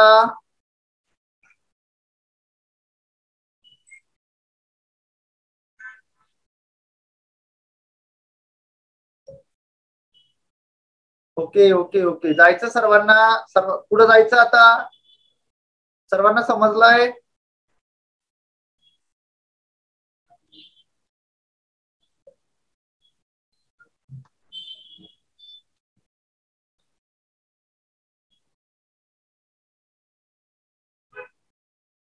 जाऊया नेक्स्ट. बघा आता या ठिकाणी अतिशय महत्वाचा मुद्दा आहे की 1857चा उठाव. 1857चा जो उठाव होता तो अतिशय अतिशय महत्वाचा मानला जातो. आता 1857चा उठाव आपल्याला किती भागांमध्ये घ्यायचा आहे? सर्वात पहिल्यांदा 1857च्या उठावाची कारणे आपल्याला अभ्यासायची आहे. त्यानंतर त्या ठिकाणी 1857च्या उठावाची सुरुवात म्हणजे 1857चा उठाव का घडला, 1857चा उठाव घडण्यामागची कोणती कारणं होती ते त्या ठिकाणी आपल्याला अभ्यासायचं आहे. कारणे, त्याच्यानंतर सुरुवात, त्यानंतर 1857च्या उठावाचं नेतृत्व कोणी कोणी केलं, त्यानंतर मित्रांनो 1857चा उठाव कोणी त्या ठिकाणी मोडीस काढला म्हणजे त्याला इतिहासाच्या भाषेमध्ये म्हटलं जातं की 1857च्या उठावाचा बिमोड कोणी केला, कोणत्या इंग्रज अधिकाऱ्याने त्या ठिकाणी 1857च्या उठावाचा बिमोड केला होता. यावरती बऱ्याचदा प्रश्न विचारलेली आहेत. त्यानंतर 1857चा उठाव जो काही होता तो 1857चा उठाव अपयशी झाला. मग 1857चा उठाव त्या ठिकाणी अपयशी होण्यामागची कारण काय होती, का 1857चा उठाव अपयशी झाला. त्यानंतर पुढे आपल्याला घ्यायचं आहे की 1857चा उठाव तर झाला पण मग 1857च्या उठावाचे परिणाम काय होते. म्हणजे या सर्व जे पॉइंट्स मी तुम्हाला सांगतोय तर या सर्व घटकांवरती प्रश्न आतापर्यंत आयोगाने विचारलेली आहे की 1857च्या उठावाची सुरुवात कधी झाली, तारीख काय होती, पडसाद कुठं उमटले. त्यानंतर शेवटचा पॉइंट यामध्ये येतो की 1857च्या उठावाचं वर्णन, की 1857चा उठाव कोणत्या व्यक्तीने त्या ठिकाणी, कोणत्या थोर विचारवंतांनी त्या ठिकाणी काय म्हटलेलं आहे 1857च्या उठावाला. या सर्व गोष्टी त्या ठिकाणी आपल्याला आता सिक्वेन्सली अभ्यासायच्या आहे. मग कारणे, सर्वात पहिल्यांदा हा पॉइंट जो आहे आपल्याला सर्वात पहिल्यांदा कारणे घ्यायची आहे. कारण की मित्रांनो आपण इतिहास अभ्यासतो आहे 1600 पासून, आता आपण येऊन पोहोचलेलो आहे 1857 पर्यंत. म्हणजे या ठिकाणी तो 257 वर्षाचा इतिहास आहे. तर 257 वर्षाचा इतिहास त्या ठिकाणी आतापर्यंत ब्रिटिशांनी कुठल्या कुठल्या प्रकारची धोरणं, कुठल्या कुठल्या प्रकारचे जाचक निर्बंध, किती मोठ्या प्रमाणामध्ये सर्वांना त्या ठिकाणी ह्या गोष्टींचा त्रास होत होता, सर्वांना त्या ठिकाणी संताप व्यक्त होत होता. म्हणून त्या ठिकाणी 1857चा जो काही उठाव आहे तर हे पर्व आधुनिक भारताच्या इतिहासातलं सर्वात मोठं, सर्वात महत्वाचं, परीक्षेच्या दृष्टिकोनातून महत्वाचं मानलं जातं. आता या ठिकाणी आपण घेणार आहोत 1857च्या उठावाची कारणे, की अशी कोणती कारणं होती का त्या कारणांमुळे 1857चा उठाव त्या ठिकाणी घडला. तर सर्वात पहिलं महत्वाचं कारण होतं ते म्हणजे कोणतं, राजकीय कारण. सर्वात पहिलं अतिशय महत्वाचं कारण मानलं जातं ते म्हणजे राजकीय कारण. बरं का, राजकीय कारणामध्ये कोणकोणत्या गोष्टींचा समावेश होतो एवढं डिटेल सांगण्यामागचं कारण एक आहे. जेव्हा आपल्याला परीक्षेमध्ये प्रश्न विचारला गेलेला किंवा जेव्हा आपल्याला परीक्षेमध्ये प्रश्न विचारला जातो तेव्हा त्या ठिकाणी विचारलं जातं दिलेल्या पर्यायातील राजकीय 1857च्या राजकीय कारणाविषयी योग्य पर्याय निवडा असला प्रश्न आतापर्यंत विचारलेला आहे. मग राजकीय कारणामध्ये कोणकोणत्या घटकांचा समावेश होतो तर बघा, राजकीय कारणामध्ये कोणता घटक होता पहिला, दत्तक वारसा नामंजूर धोरण. म्हणजे यामुळं लोकांच्या जे संस्थानिक होते, जे राजे होते, त्यांच्या मनामध्ये कुठेतरी असंतोष निर्माण झालेला होता. त्यांना हे धोरण त्या ठिकाणी नको होतं आणि साहजिक आहे, प्रांत आपला, शासक आपण, संपूर्ण त्या ठिकाणी म्हणजे जो प्रांत आहे त्या प्रांतांचे प्रमुख आपण, आणि फक्त या एवढ्याच्या धोरणामुळे त्या प्रांतांची काही सत्ता आहे ती सत्ता सोडावी लागत होती. म्हणजे हे धोरण त्या ठिकाणी भारतीयांच्या दृष्टिकोनातून चुकीचं धोरण होतं आणि खरंच ते चुकीचं होतं. म्हणून त्या ठिकाणी हे पहिलं महत्वाचं कारण डलहौसीचं आक्रमक धोरण. आता डलहौसी काय करायचा की गैरप्रशासन असेल, दत्तक वारसा नामंजूर असेल, काही विचार करायचा नाही कुणाचाच, लगेच त्या ठिकाणी आक्रमक निर्णय घेऊन टाकायचा. आणि आक्रमक निर्णय झाला का नाही, की आक्रमक निर्णय झाला की त्यानंतर त्या ठिकाणी पुढे त्यांचा काही विचार पण करायचा नाही. म्हणून त्या ठिकाणी ह्याचा सुद्धा परिणाम त्यावरती झाला. उपाधी व पेन्शन रद्द. हे तुम्हाला त्या ठिकाणी सांगितलं की डलहौसीनेच हे तत्व त्या ठिकाणी अवलंबलेलं होतं. उपाधी व पेन्शन रद्द म्हणजे आधी काय होतं की तुम्ही जर चांगली जबाबदारी जर त्या ठिकाणी पार पाडली, उत्कृष्ट पद्धतीचं कार्य त्या ठिकाणी जर केलं, तर ब्रिटिशांकडनं त्या ठिकाणी उपाधी दिली जात होती. म्हणजे जसं राव बहादूर असेल, वड्डेदार असेल, किंवा अशा प्रकारच्या ज्या काही त्या ठिकाणी उपाध्या होत्या, बादशहा असेल, नानासाहेब असेल, म्हणजे अशा ज्या काही उपाध्या होत्या, तर ह्या उपाध्या त्या काळामध्ये खूप मोठ्या प्रमाणामध्ये दिल्या जात होत्या. आणि एखादा प्रांत कंपनीने विलीन केला की त्या प्रांताच्या प्रमुखाला कंपनी त्यांच्याकडनं त्या ठिकाणी काय करत होती, पेन्शन देऊ करत होती. जसं की पुढे त्या ठिकाणी आपल्याला घ्यायचं आहे, नानासाहेबांना कंपनी 8 लाख रुपये पेन्शन देत होती. म्हणजे अशा पद्धतीचे त्या ठिकाणी जे काही पेन्शन दिलं जात होतं, तर पेन्शन सुद्धा या डलहौसीने बंद केलं, रद्द करून टाकलं. मग हा आक्रोश सुद्धा त्या ठिकाणी भारतीय संस्थानिकांच्या मनामध्ये होता, भारतीय राजांच्या मनामध्ये होता. आणि त्यानंतर गैरप्रशासनातून त्या ठिकाणी आपल्याकडे प्रांत वळवून घेणं, जसं की त्या ठिकाणी अवध प्रांत गैरप्रशासनाकडून आपल्याकडे घेतला होता.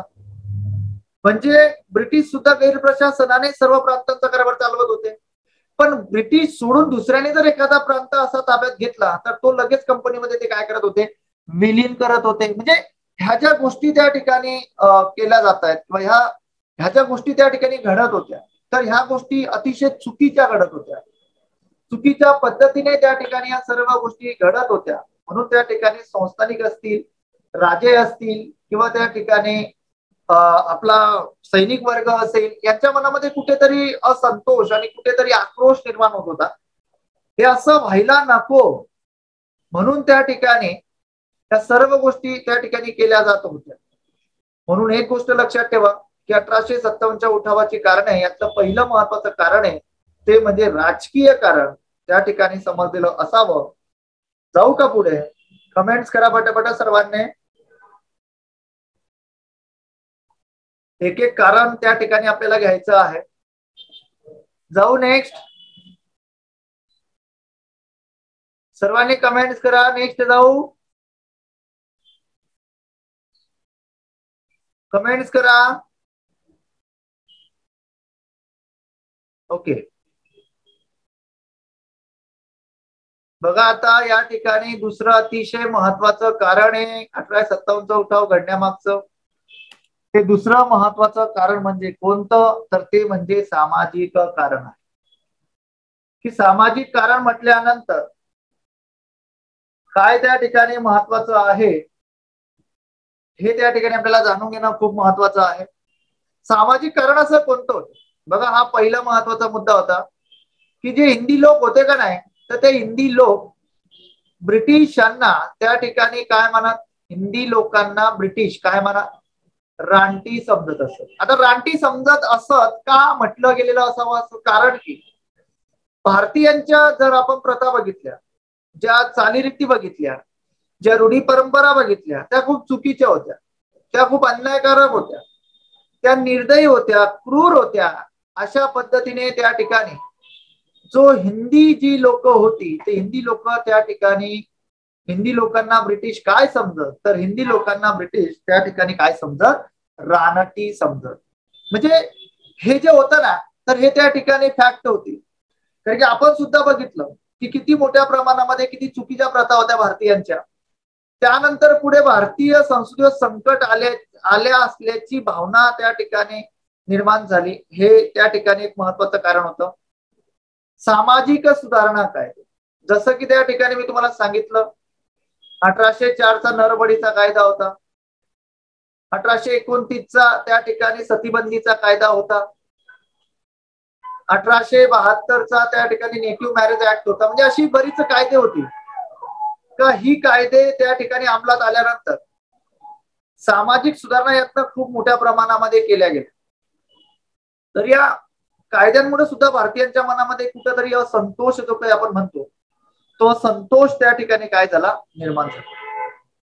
त्यानंतर हजारो सरंजामदार सैनिक बेकार झाले. म्हणजे त्या ठिकाणी ब्रिटिशांनी हा सिस्टम बदलवल्यानंतर, ही सर्व परिस्थिती बदलवल्यानंतर जो सरंजामदार वर्ग होता, म्हणजे पद होतं त्या ठिकाणी संस्थानिकांमधलं, सैनिक त्या ठिकाणी तुम्हाला सर्वांना माहिती आहे, तर या सर्व लोकांच्या नोकऱ्या गेल्या ना. हा रोज सुद्धा त्या ठिकाणी लोकांच्या मनामध्ये त्या ठिकाणी होता.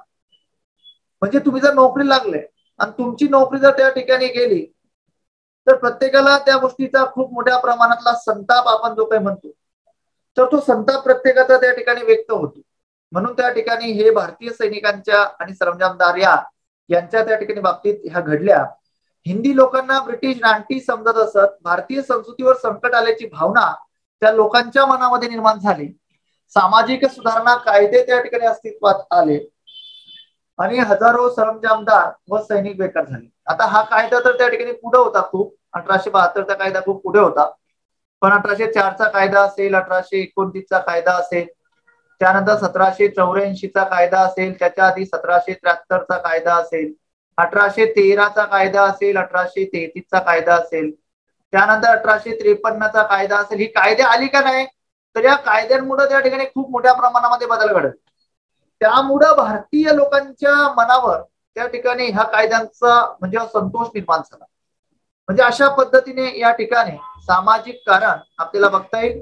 आता मला सांगा, सामाजिक कारण समजलं का? पहिलं बघितलं आपण राजकीय कारण, दुसरं होतं सामाजिक कारण, की या सर्व कारणांमुळे भारतीय सैनिकांच्या, भारतीय लोकांच्या मनामध्ये खूप मोठ्या प्रमाणामध्ये असंतोष निर्माण होत होता. आता मला सांगा, समजलं का नाही समजलं? Yes or no? बोला पटकन. कमेंट्स करा पटा. ओके ओके, आता जाऊया आपण नेक्स्ट. पुढचं अतिशय महत्वाचं कारण जे काही आहे, पुढचं महत्वाचं कारण म्हणजे धार्मिक कारण. बरं का, धार्मिक कारण हे कारण सुद्धा अतिशय महत्वाचं मानलं जातं बरं का, धार्मिक कारण.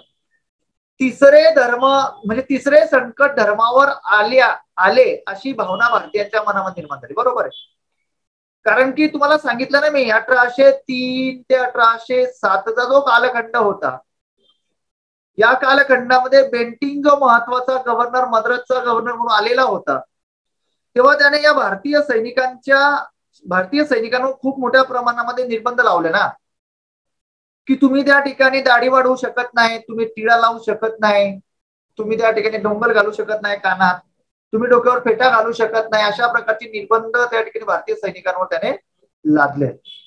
आणि हा अतिशय महत्वाचा निर्णय झाला तो म्हणजे 1813चा. पुढे कायदे तर घ्यायची जे आपल्याला, पण हे महत्वाचं कारण ठरलं. ते महत्वाचं कारण काय ठरलं की 1813चा जो चार्टर ऍक्ट होता, तर हा पहिला चार्टर ऍक्ट मानला जातो.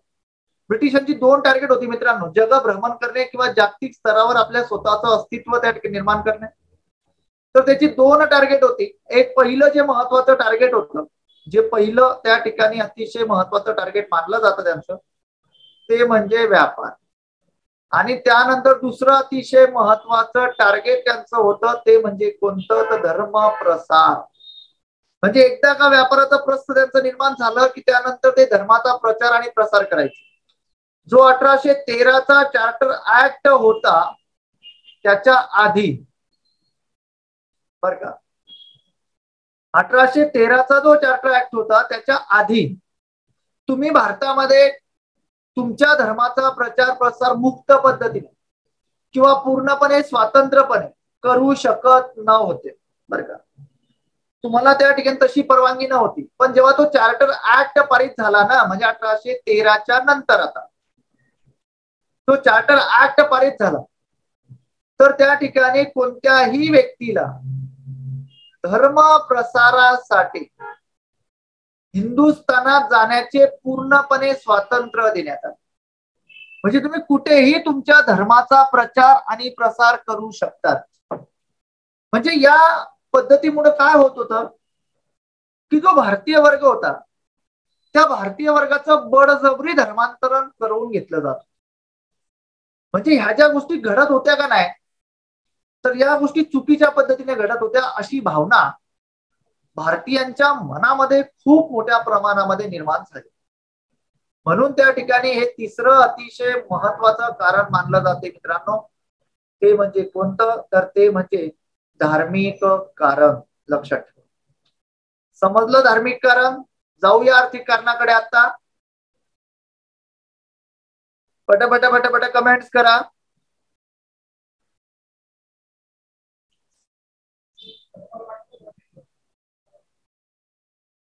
ओके ओके, जाऊया नेक्स्ट. आता बघा, या ठिकाणी पुढचं अतिशय महत्वाचं कारण आहे ते म्हणजे कोणतं, तर ते म्हणजे आर्थिक कारण. आर्थिक कारण म्हणजे सर्वांना माहिती आहे ना, पैसा. पैसा हे महत्वाचं कारण होतं ब्रिटिशांचं. हस्तव्यवसाय व कामगिरी बुडाली. म्हणजे भारतीयांचे जे काही हस्तव्यवसाय चाललेले होते, तर ब्रिटिशांनी त्यांच्या वस्तू मार्केटला आणल्यामुळं जे अतिशय कलाकुसरीचे कारागीर होते, तर या ब्रिटिशांनी अतिशय कलाकुसरीच्या कारागिरांची प्रत्यक्षात बोटं पण कापून टाकली आणि ब्रिटिशांच्या वस्तू मार्केटमध्ये आल्यानंतर हस्तव्यवसायाने तयार केलेल्या वस्तू त्या ठिकाणी कुठेतरी मागं पडत गेल्या. त्यामुळे जे काही हस्तव्यवसाय हा अतिशय महत्वाचा गत काळापासून चालत आलेला जो काही कन्सेप्ट होता, तो कन्सेप्ट कुठेतरी मागे पडत गेला आणि त्यानंतर त्यांची कामगिरी सुद्धा त्या ठिकाणी काय झाली, बुडाली. आणि त्यानंतर शेतकरी वर्ग असेल, जमीनदार वर्ग असेल, शेतकऱ्यासाठी, जमीनदारांसाठी महसूल व्यवस्था त्यांनी त्या ठिकाणी अस्तित्वात आणलेल्या होत्या, जे की आपण जमीन महसूल धोरण आपण डिटेल अभ्यासणार आहोत. त्यामध्ये त्या ठिकाणी परत सांगतो बघा, आर्थिक कारण जे काही होतं म्हणजे हाताने तयार केलेल्या ज्या काही वस्तू होत्या, हस्तव्यवसाय म्हणजे हाताने तयार केलेल्या ज्या काही वस्तू होत्या, तर हाताने तयार केलेल्या वस्तू कुठेतरी मागे पडत गेल्या. का? कारण ब्रिटिशांच्या ज्या कृत्रिम वस्तू होत्या, तर त्या कृत्रिम वस्तू मार्केटला आल्या. त्यामुळं जो कारागीर वर्ग होता, त्याच्या हाताला त्या ठिकाणी कुठल्याही प्रकारचं काम उरलं नाही, कुठल्याही प्रकारची कामगिरी त्या ठिकाणी तो करू शकत नव्हता. त्याच्या खाण्याचे त्या ठिकाणी हाल व्हायला लागले. हे एक महत्वाचं कारण होतं. आणि त्यानंतर शेतकरी व जमीनदार यांच्यामध्ये त्या ठिकाणी असंतोष निर्माण झाला. आता यांच्यामध्ये असंतोष निर्माण होण्यामागचं कारण काय होतं? कारण की वेगवेगळ्या पद्धती अस्तित्वात आल्या होत्या ना. एक म्हणजे कायमधारा, दुसरी म्हणजे त्या ठिकाणी महालवारी, रयतवारी, त्या ठिकाणी वेठबिगारी किंवा गुलामगिरी, ह्या ज्या पद्धती अस्तित्वात आलेल्या होत्या, तर या पद्धतीमुळे शेतकरी आणि जमीनदार यांच्या मनामध्ये कुठेतरी खूप मोठ्या प्रमाणामध्ये काय झाला, तर त्या ठिकाणी खूप मोठ्या प्रमाणामध्ये असंतोष निर्माण झाला. म्हणजे कायमधारा पद्धत असेल, महालवारी पद्धत असेल, रयतवारी पद्धत असेल, आपण पुढे त्या ठिकाणी या सर्व पद्धती अभ्यासणार आहोतच. पण सर्वात महत्वाची गोष्ट काय की या पद्धती आल्यामुळं असंतोष निर्माण झाला ना. या पद्धती आल्यामुळं त्या ठिकाणी शेतकऱ्याच्या, जमीनदारांच्या मनामध्ये कुठेतरी खूप मोठ्या प्रमाणामध्ये त्या ठिकाणी असंतोषाची भावना, आक्रोशाची भावना त्या ठिकाणी निर्माण झाली मित्रांनो. म्हणून त्या ठिकाणी हे अतिशय महत्वाचं कारण त्या ठिकाणी मानलं जातं. त्यानंतर पुढचं अतिशय महत्वाचं कारण होतं ते म्हणजे कोणतं, ते म्हणजे लष्करी कारण. लष्करी कारण हे अतिशय महत्वाचं मानलं जातं. म्हणजे आतापर्यंत आपण काय काय बघितलं, फक्त 2 मिनिटांमध्ये रिव्हिजन देतो. 1857च्या उठावाची सुरुवात केली आपण, बरं का. त्यामध्ये सर्वात पहिलं महत्वाचं कारण त्या ठिकाणी बघितलं, राजकीय कारण. राजकीय कारणामध्ये काय काय होतं, दत्तक वारसा नामंजूर धोरण होतं, डलहौसीचं आक्रमक धोरण होतं, उपाधी व पेन्शन रद्द त्या ठिकाणी हे तत्व त्याने अवलंबलेलं होतं. त्याने गैर प्रशासनाच्या माध्यमातून त्या ठिकाणी काही प्रांत ताब्यात घेतली होती, जसं की अवध प्रांतांवर ताबा. त्यानंतर दुसरं कारण बघितलं आपण, सामाजिक कारण. सामाजिक कारणामध्ये हिंदी लोकांना ब्रिटिश रानटी समजत, भारतीय संस्कृतीवर संकट आले असल्याची भावना त्या ठिकाणी त्यांची होती. म्हणजे या ठिकाणी भारतीय संस्कृती कुठेतरी आता लयास जात आहे, भारतीय संस्कृती कुठेतरी बुडते आहे, अशा प्रकारची भावना त्यांच्या मनामध्ये निर्माण झाली. सामाजिक सुधारणा कायदे अस्तित्वात आली. म्हणजे त्यामध्ये 1773चा ऍक्ट असेल, 84 असेल, 13 असेल, 33 असेल, 4 असेल, 53 असेल, 29 असेल. म्हणजे समाजामध्ये सुधारणा घडवून आणण्यासाठी कायदे, वेळोवेळी बदल घडवून आणण्यासाठी कायदे तयार करण्यात आले. म्हणून त्या ठिकाणी भारतीयांच्या मनामध्ये याचा सुद्धा असंतोष निर्माण झाला. हजारो सरंजामदार व सैनिक बेकार झाले. म्हणजे त्या ठिकाणी जो सैनिक वर्ग होता, त्या सैनिकांचा जॉब गेले, मी तुम्हाला सांगितलं. या सर्व पद्धती बदलल्यामुळं हे सामाजिक कारण होतं. पुढे होतं धार्मिक कारण. म्हणजे त्या ठिकाणी तिसरे संकट आता धर्मावर आल्याची भावना होती. भारतीयांच्या मनामध्ये खूप मोठ्या प्रमाणामध्ये ही भावना निर्माण झाली. 1813चा जो चार्टर ऍक्ट होता, यानुसार इंग्लंड मधली जे काही कोणत्याही व्यक्तीला धर्म प्रचारासाठी हिंदुस्थानात जाण्याचं पूर्णपणे स्वातंत्र्य होतं. विचारलेला प्रश्न आहे बऱ्याचदा की कोणत्या कायद्याने ही अट त्या ठिकाणी टाकण्यात आली की तुम्ही हिंदुस्थानात धर्माचा प्रचार आणि प्रसार करू शकता, अशी कोणत्या कायद्याने ही अट टाकण्यात आली होती? तर लक्षात ठेवा, धर्माचा प्रचार आणि प्रसार करण्याची अट 1813च्या चार्टर ऍक्टने त्या ठिकाणी पारित केली होती. त्यानंतर पुढे आर्थिक धोरण त्या ठिकाणी आपण बघितलं. हस्तव्यवसाय व कामगिरी बुडाली. शेतकरी जमीनदार यांच्यामध्ये असंतोष का? कारण की या पद्धती आल्या कर गोळा करण्यासाठी. समजलं इथपर्यंत? कमेंट्स करा सर्वांनी. सर्वांनी कमेंट्स करा पटापटा पटापटा.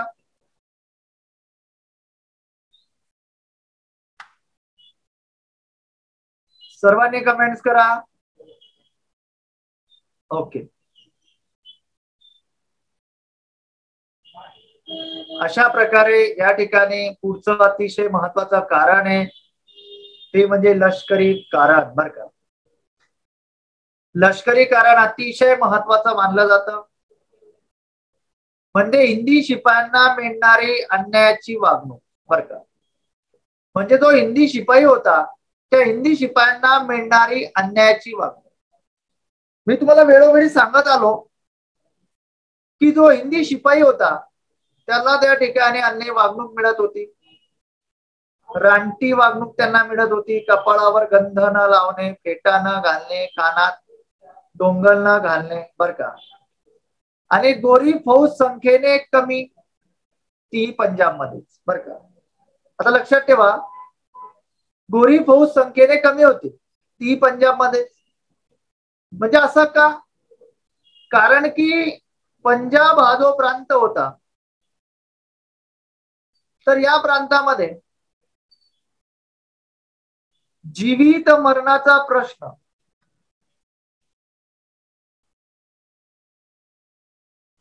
कमी होता. म्हणजे या ठिकाणी जो राहणारा सैनिक वर्ग होता पंजाब मध्ये, तर पंजाब मध्ये राहणाऱ्या सैनिक वर्गाला जास्त भीती नव्हती किंवा जास्त आपल्या भाषेमध्ये रिस्क नव्हती. म्हणजे कारण की त्या ठिकाणी गोरी फौज संख्येने कमी, ती पंजाब मध्ये, हे एक महत्वाचं कारण. आणि ज्या ठिकाणी जीवित मरणाचा प्रश्न असेल, ज्या ठिकाणी जीवित मरणाचा प्रश्न असेल त्या ठिकाणी फक्त आणि फक्त भारतीयांनाच पाठवलं जात होतं. म्हणून त्या ठिकाणी भारतीयांच्या मनामध्ये हा सुद्धा एक खूप मोठा, म्हणजे हे सुद्धा अतिशय महत्वाचं कारण त्या ठिकाणी मानलं जातं. मी तुम्हाला त्या ठिकाणी धार्मिक कारणामध्ये हे पॉइंट सांगितले होते, पण खरं जर म्हटले तर हे पॉइंट त्या ठिकाणी लष्करी कारणामध्ये येतात. तो 1804चा कायदा पारित करण्यासाठी मी हे पॉइंट्स तुम्हाला त्या ठिकाणी सांगितलेले होते. पण आता तात्कालिक कारण म्हटल्यानंतर या तात्कालिक कारणामुळं 1857च्या उठावाची सुरुवात जी काय आपण म्हणतो,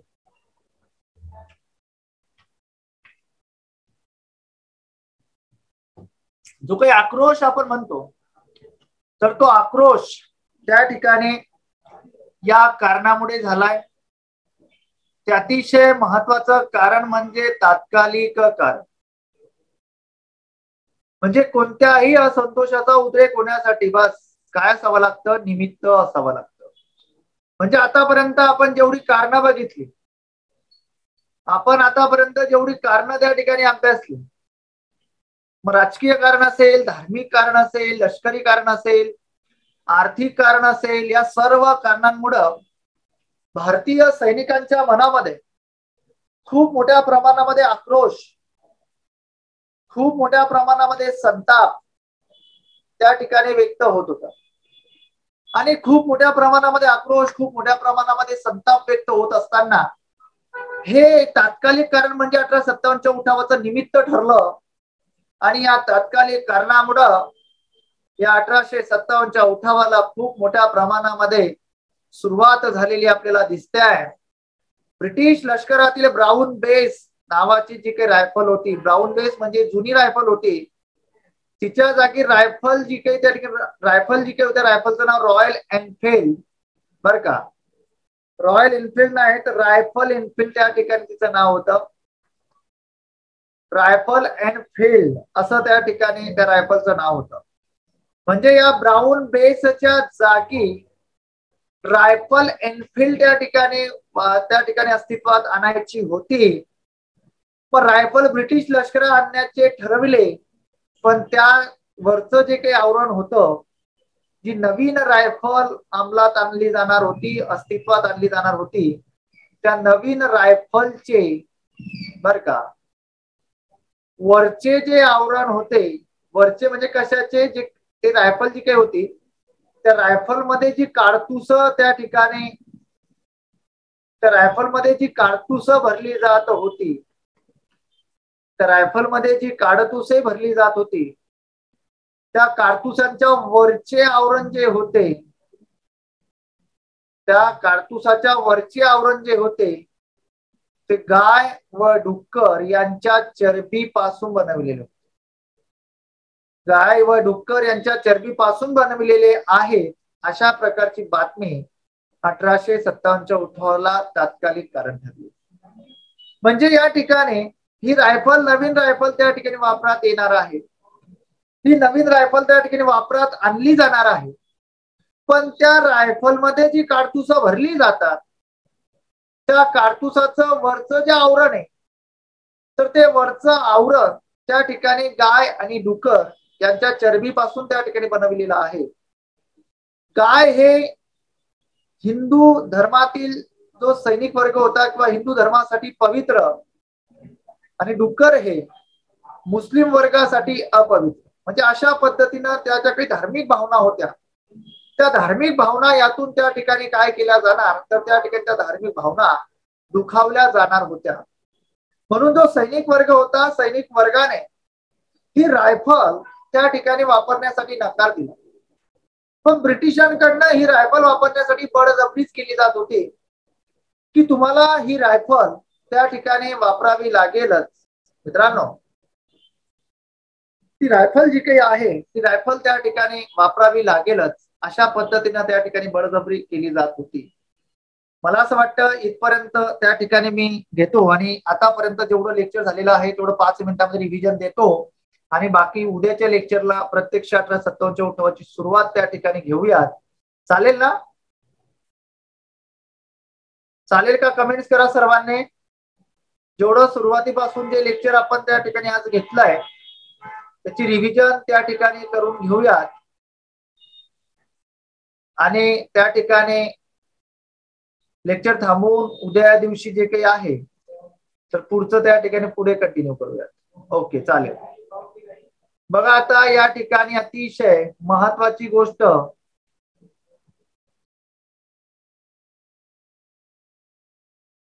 अतिशय महत्वाची गोष्ट म्हणजे कोणतीही शैक्षणिक सुधारणा कोणाच्या विल्यम बेंटिंगचे 1813चा चार्टर ऍक्ट 1 लाख रुपये खर्च पार्शियल संस्कृत भाषेवर केला जात होता, पण त्या ठिकाणी तो खर्च आता इंग्रजीवर केला जावा असा प्रस्ताव मांडला. मी महत्वाचे पॉईंट घेतो फक्त. या प्रस्तावामुळे मोठा विवाद निर्माण झाला. 10 सदस्यीय समितीचे 2 गटामध्ये विभाजन झाले. 2 गटामध्ये विभाजन कसं झालं? प्राच्यवादी, पाश्चात्यवादी. प्राच्यवादीमध्ये संस्कृत पार्शियन, त्यानंतर पाश्चात्यवादीमध्ये इंग्रजी भाषेवर प्रभुत्व होते. प्राच्यवादीचं नेतृत्व केलं होतं HC प्रिन्सेप, आणि त्याच्यानंतर पाश्चात्यवादीचं नेतृत्व केलं होतं चार्ल्स ट्रेव्हलर. त्याच्यानंतर त्या ठिकाणी पुढे जर आपण लक्षात घेतलं तर त्या ठिकाणी पुढे 1834ला लॉर्ड मेकॉले हा चौथा सदस्य आणि पहिला कायदा सदस्य म्हणून नेमणूक झाली त्याची. त्यानंतर त्या ठिकाणी 1835ला त्याने आपले विचार समाजासमोर हे वृत्तपत्रातून मांडले. ते फक्त इंग्रजी शिक्षणाला प्रोत्साहन देण्यासाठीचे विचार होते. 1837 मध्ये त्या ठिकाणी कार्यालयीन भाषा इंग्रजी म्हणून स्वीकारण्यात आली. 1844ला इंग्रजी भाषा सरकारी नोकरीसाठी महत्वाची किंवा बंधनकारक करण्यात आली. इंग्रजी शिक्षणाच्या पद्धतीला मेकॉलियन सिस्टीम म्हटलं जातं कारण की त्याची महत्वाची जबाबदारी होती. हा सिद्धांत पुढे घ्यायचा आपल्याला. त्यानंतर न्यायिक सुधारणा केल्या त्याने न्यायिक सुधारणेमध्ये सर्किट न्यायालय आणि प्रांतिक न्यायालय बंद केली आणि ही जबाबदारी कलेक्टरकडे हस्तांतरित केली. आणि बेंटिंगने कलेक्टर व जिल्हा मॅजिस्ट्रेट दोन्ही पदे एकाच व्यक्तीकडे त्या ठिकाणी दिली आणि महसूल आयुक्त हे पद निर्माण केलं. उत्तर प्रदेशच्या लोकांसाठी त्याने त्या ठिकाणी दोन गोष्टी महत्वाच्या केल्या. एक सदर निजामात सदर दिवाणी न्यायालयाची स्थापना केली आणि त्यानंतर त्याने कंपनीला खूप मोठा पैसा मिळवून दिला. आर्थिक सुधारणेतून त्याने काय केलं, अर्धा भत्ता बंद केला, उच्च पदस्थ अधिकाऱ्यांचे पगार कमी केले. त्यानंतर त्या ठिकाणी अफू, चहा, कोळसा, कॉफी हे जे व्यापार केले जात होते तर हे व्यापार त्याने त्या ठिकाणी काय केले, नियंत्रणात आणले. त्याने गुपित अहवाल तयार केला, कुठे पैसा जास्त जातोय ते त्या ठिकाणी बघितलं. आपण सामाजिक सुधारणा बघितल्या होत्या. त्यानंतर त्या ठिकाणी पुढे विल्यम बेंटिंगने न्यायालयीन सुधारणा, तर हे अतिशय महत्वाची गोष्ट होती. न्यायालयीन सुधारणेच्या बाबतीत काय होतं तर ह्या न्यायालयीन सुधारणेच्या बाबतीत भारतीयांना न्यायिक खात्यात त्या ठिकाणी उच्च पदावर नेमण्याची मुभा त्यांनी त्या ठिकाणी तयार केली. उच्च पदांवर कोणी बंदी आणली होती, कॉर्नवालिसने. कोणी त्या ठिकाणी सुरुवात केली तर त्या ठिकाणी विल्यम बेंटिंगने. बऱ्याचदा प्रश्न विचारलेला आहे. त्याचबरोबर त्या ठिकाणी त्याने पगार वाढवली. बरोबर, पार्शियन या भाषेच्या कोर्टातल्या भाषेच्या ऐवजी त्याने इंग्रजी ही कोर्टाची भाषा त्या ठिकाणी निर्माण केली. पण त्याने सांगितलं की त्या ठिकाणी देशी भाषा म्हणजे देशी भाषेतून तुम्ही त्या ठिकाणी काय चालवू शकतात, तुमची खटले चालवू शकतात. त्यानंतर पुढे आपण बघितला होता लॉर्ड डलहौसी. बरोबर, लॉर्ड डलहौसी मध्ये बघितलं वयाच्या 36व्या वर्षी तो इकडे आला. ब्रिटिश मंडळ बोर्ड ऑफ ट्रेडचा तो अध्यक्ष होता. साम्राज्यवादी विस्तारवादी धोरण त्याचं होतं. त्याने दत्तक वारसा नामंजूर धोरण त्याने त्या ठिकाणी अनुकरलं. गैर प्रशासनातून त्याने काही प्रांत आपल्या ताब्यात घेतले. युद्धाद्वारे त्याने त्या ठिकाणी प्रदेश विस्तार केला.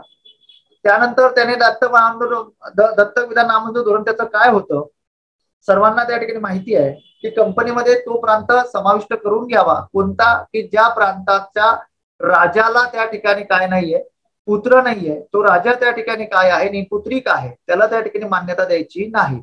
मग त्याने त्या ठिकाणी सातारा हा प्रांत 1848ला, जयपूर हा प्रांत 1849ला, संबलपूर, बघाट, उदयपूर, झाशी, नागपूर, करौली हे प्रांत दत्तक वारसा नामंजूर धोरणाअंतर्गत मंजूर करून म्हणजे समाविष्ट केले. त्याआधी लॉर्ड ऑकलंड या गव्हर्नर जनरलने या धोरणाचा अवलंब केला होता. 1839ला मांडवीला हा प्रांत विलीन केला होता. 1842ला सुरत प्रांत विलीन केला होता. गैर प्रशासनाच्या आधार दोन प्रांत त्याने ताब्यात घेतली होती, वऱ्हाड आणि त्याच्यानंतर अवध. त्याच्यानंतर त्या ठिकाणी प्रशासकीय सुधारणा त्याने केल्या की लेफ्टनंट गव्हर्नर पद निर्माण केलं. कमिशनर या पदाची नेमणूक केली. कमिशनर हा पूर्णपणे गव्हर्नर जनरल जबाबदार असेल. या सिस्टमला नॉन रेग्युलेशन सिस्टीम त्या ठिकाणी म्हटलं गेलं. त्यानंतर लष्करी सुधारणा त्याने केल्या की कलकत्त्याहून मेरठला त्याने तोफखान्याचं मुख्यालय नेलं. त्यानंतर महत्वाचं म्हणजे लष्कराचं मुख्यालय शिमल्याला नेलं. रेल्वे सुधारणा केल्या, डाक सुधारणा केल्या, तारा यंत्र या सुधारणा केल्या. 1857चा उठाव आपण त्या ठिकाणी सुरू केलेला आहे. सर्वात पहिल्यांदा 1857च्या उठावाची कारणे बघितली. पहिलं राजकीय कारण त्या ठिकाणी घेतलं. दत्तक वारसा नामंजूर, डलहौसीचं आक्रमक धोरण, उपाधी व पेन्शन रद्द, अवध प्रांतावर ताबा. त्यानंतर सामाजिक कारण, हिंदी लोकांना ब्रिटिश रानटी समजत, भारतीय संस्कृतीवर संकट आल्याची भावना, सामाजिक सुधारणा कायदे, हजारो सैनिक बेकार झाले. धार्मिक कारण त्या ठिकाणी महत्वाचं होतं. तिसरं संकट धर्मावर आल्याची भावना. चार्टर ऍक्ट 1813चा, तुम्ही देशात कुठेही त्या ठिकाणी धर्माचा प्रचार आणि प्रसार करू शकतात असं त्या ठिकाणी ती योजना त्यांनी लागू केली. आर्थिक कारण, हस्तव्यवसाय बुडाले, शेतकरी जमीनदारांमध्ये असंतोष निर्माण झाला. लष्करी कारण, सैनिकांना रानटी वागणूक, कपाळावर गंध न लावणे, फेटा न घालणे, कानात डोंगल न घालणे, गोरी फौज संख्येने कमी, ती पंजाबमध्येच. तात्कालिक कारण होतं, तुम्हाला मी सांगितलं. बरोबर, हे तात्कालिक कारण महत्वाचं ठरलं. बाकीचं आपण आता उद्याच्या लेक्चरला 1857च्या उठावाची सुरुवात आणि कोणती गोष्ट 1857च्या उठावाला कारणीभूत ठरली ते आपण उद्याच्या लेक्चरला घेऊयात. उद्याचं लेक्चर अतिशय महत्वाचं आहे. आजचं लेक्चर कसं समजलं प्लीज कमेंट्स करा. सर्वांनी पटापटा कमेंट्स करा. जोपर्यंत कमेंट्स करणार नाही तोपर्यंत पुढे जाणार नाही मी. करा कमेंट सर्वांनी.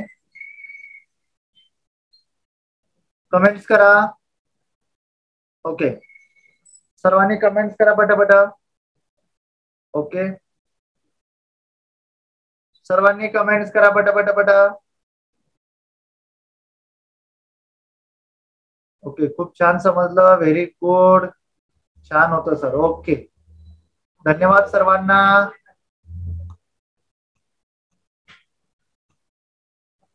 सर्वांना त्या ठिकाणी धन्यवाद. उद्या रेग्युलर वेळेवर लेक्चर जॉईन करा. ओके, आता लेक्चर थांबवतोय मी. ओके, हा बोला बोला बोला ताई. टेक्स्ट करा.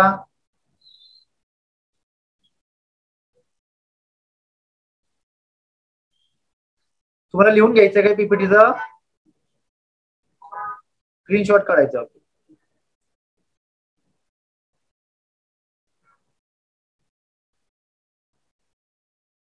ओके,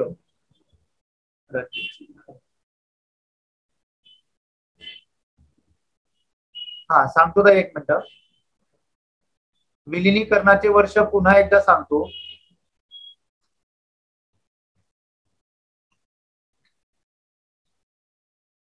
विलिनीकरणाचे वर्ष पुन्हा एकदा सांगतो.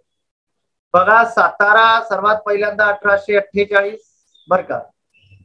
जयपूर 1849. हा, पाठ करायचे का? ओके, एकदा दोनदा वाचलेत आहे की ते लक्षात राहतात. पाठ करायची गरज नाही पडत. मीच त्या ठिकाणी तुमचा एक टॉपिक 3दा रिव्हिजन करून देतोय. बरोबर. हो हो हो, ते मी काय म्हणतो, लेक्चरची पीडीएफ म्हणण्यापेक्षा जर तुम्ही स्क्रीनशॉट काढले तर बेटर राहील बरं का सर. स्क्रीनशॉट काढले तर बेटर राहील. चालेल, तेच आपली लेक्चरची पीडीएफ असतं, त्याच्या व्यतिरिक्त काही नसतं. चालेल, मला पूर्ण कंटेंट मी त्या ठिकाणी पीपीटी मध्ये प्रोव्हाइड करतोय. तरी मी एकदा सरांना सांगतो. चालेल, तुमच्याकडे सरांचा नंबर असेल, सरांशी कॉन्टॅक्ट करा एकदा. ओके, चालेल. ओके, आणि सर्वांनी रेग्युलर लेक्चर अटेंड करा. नंतर काही वाचायची गरज पण तुम्हाला पडणार नाही हिस्ट्रीसाठी. ओके, थांबवू लेक्चर आता. ओके, थांबवू लेक्चर.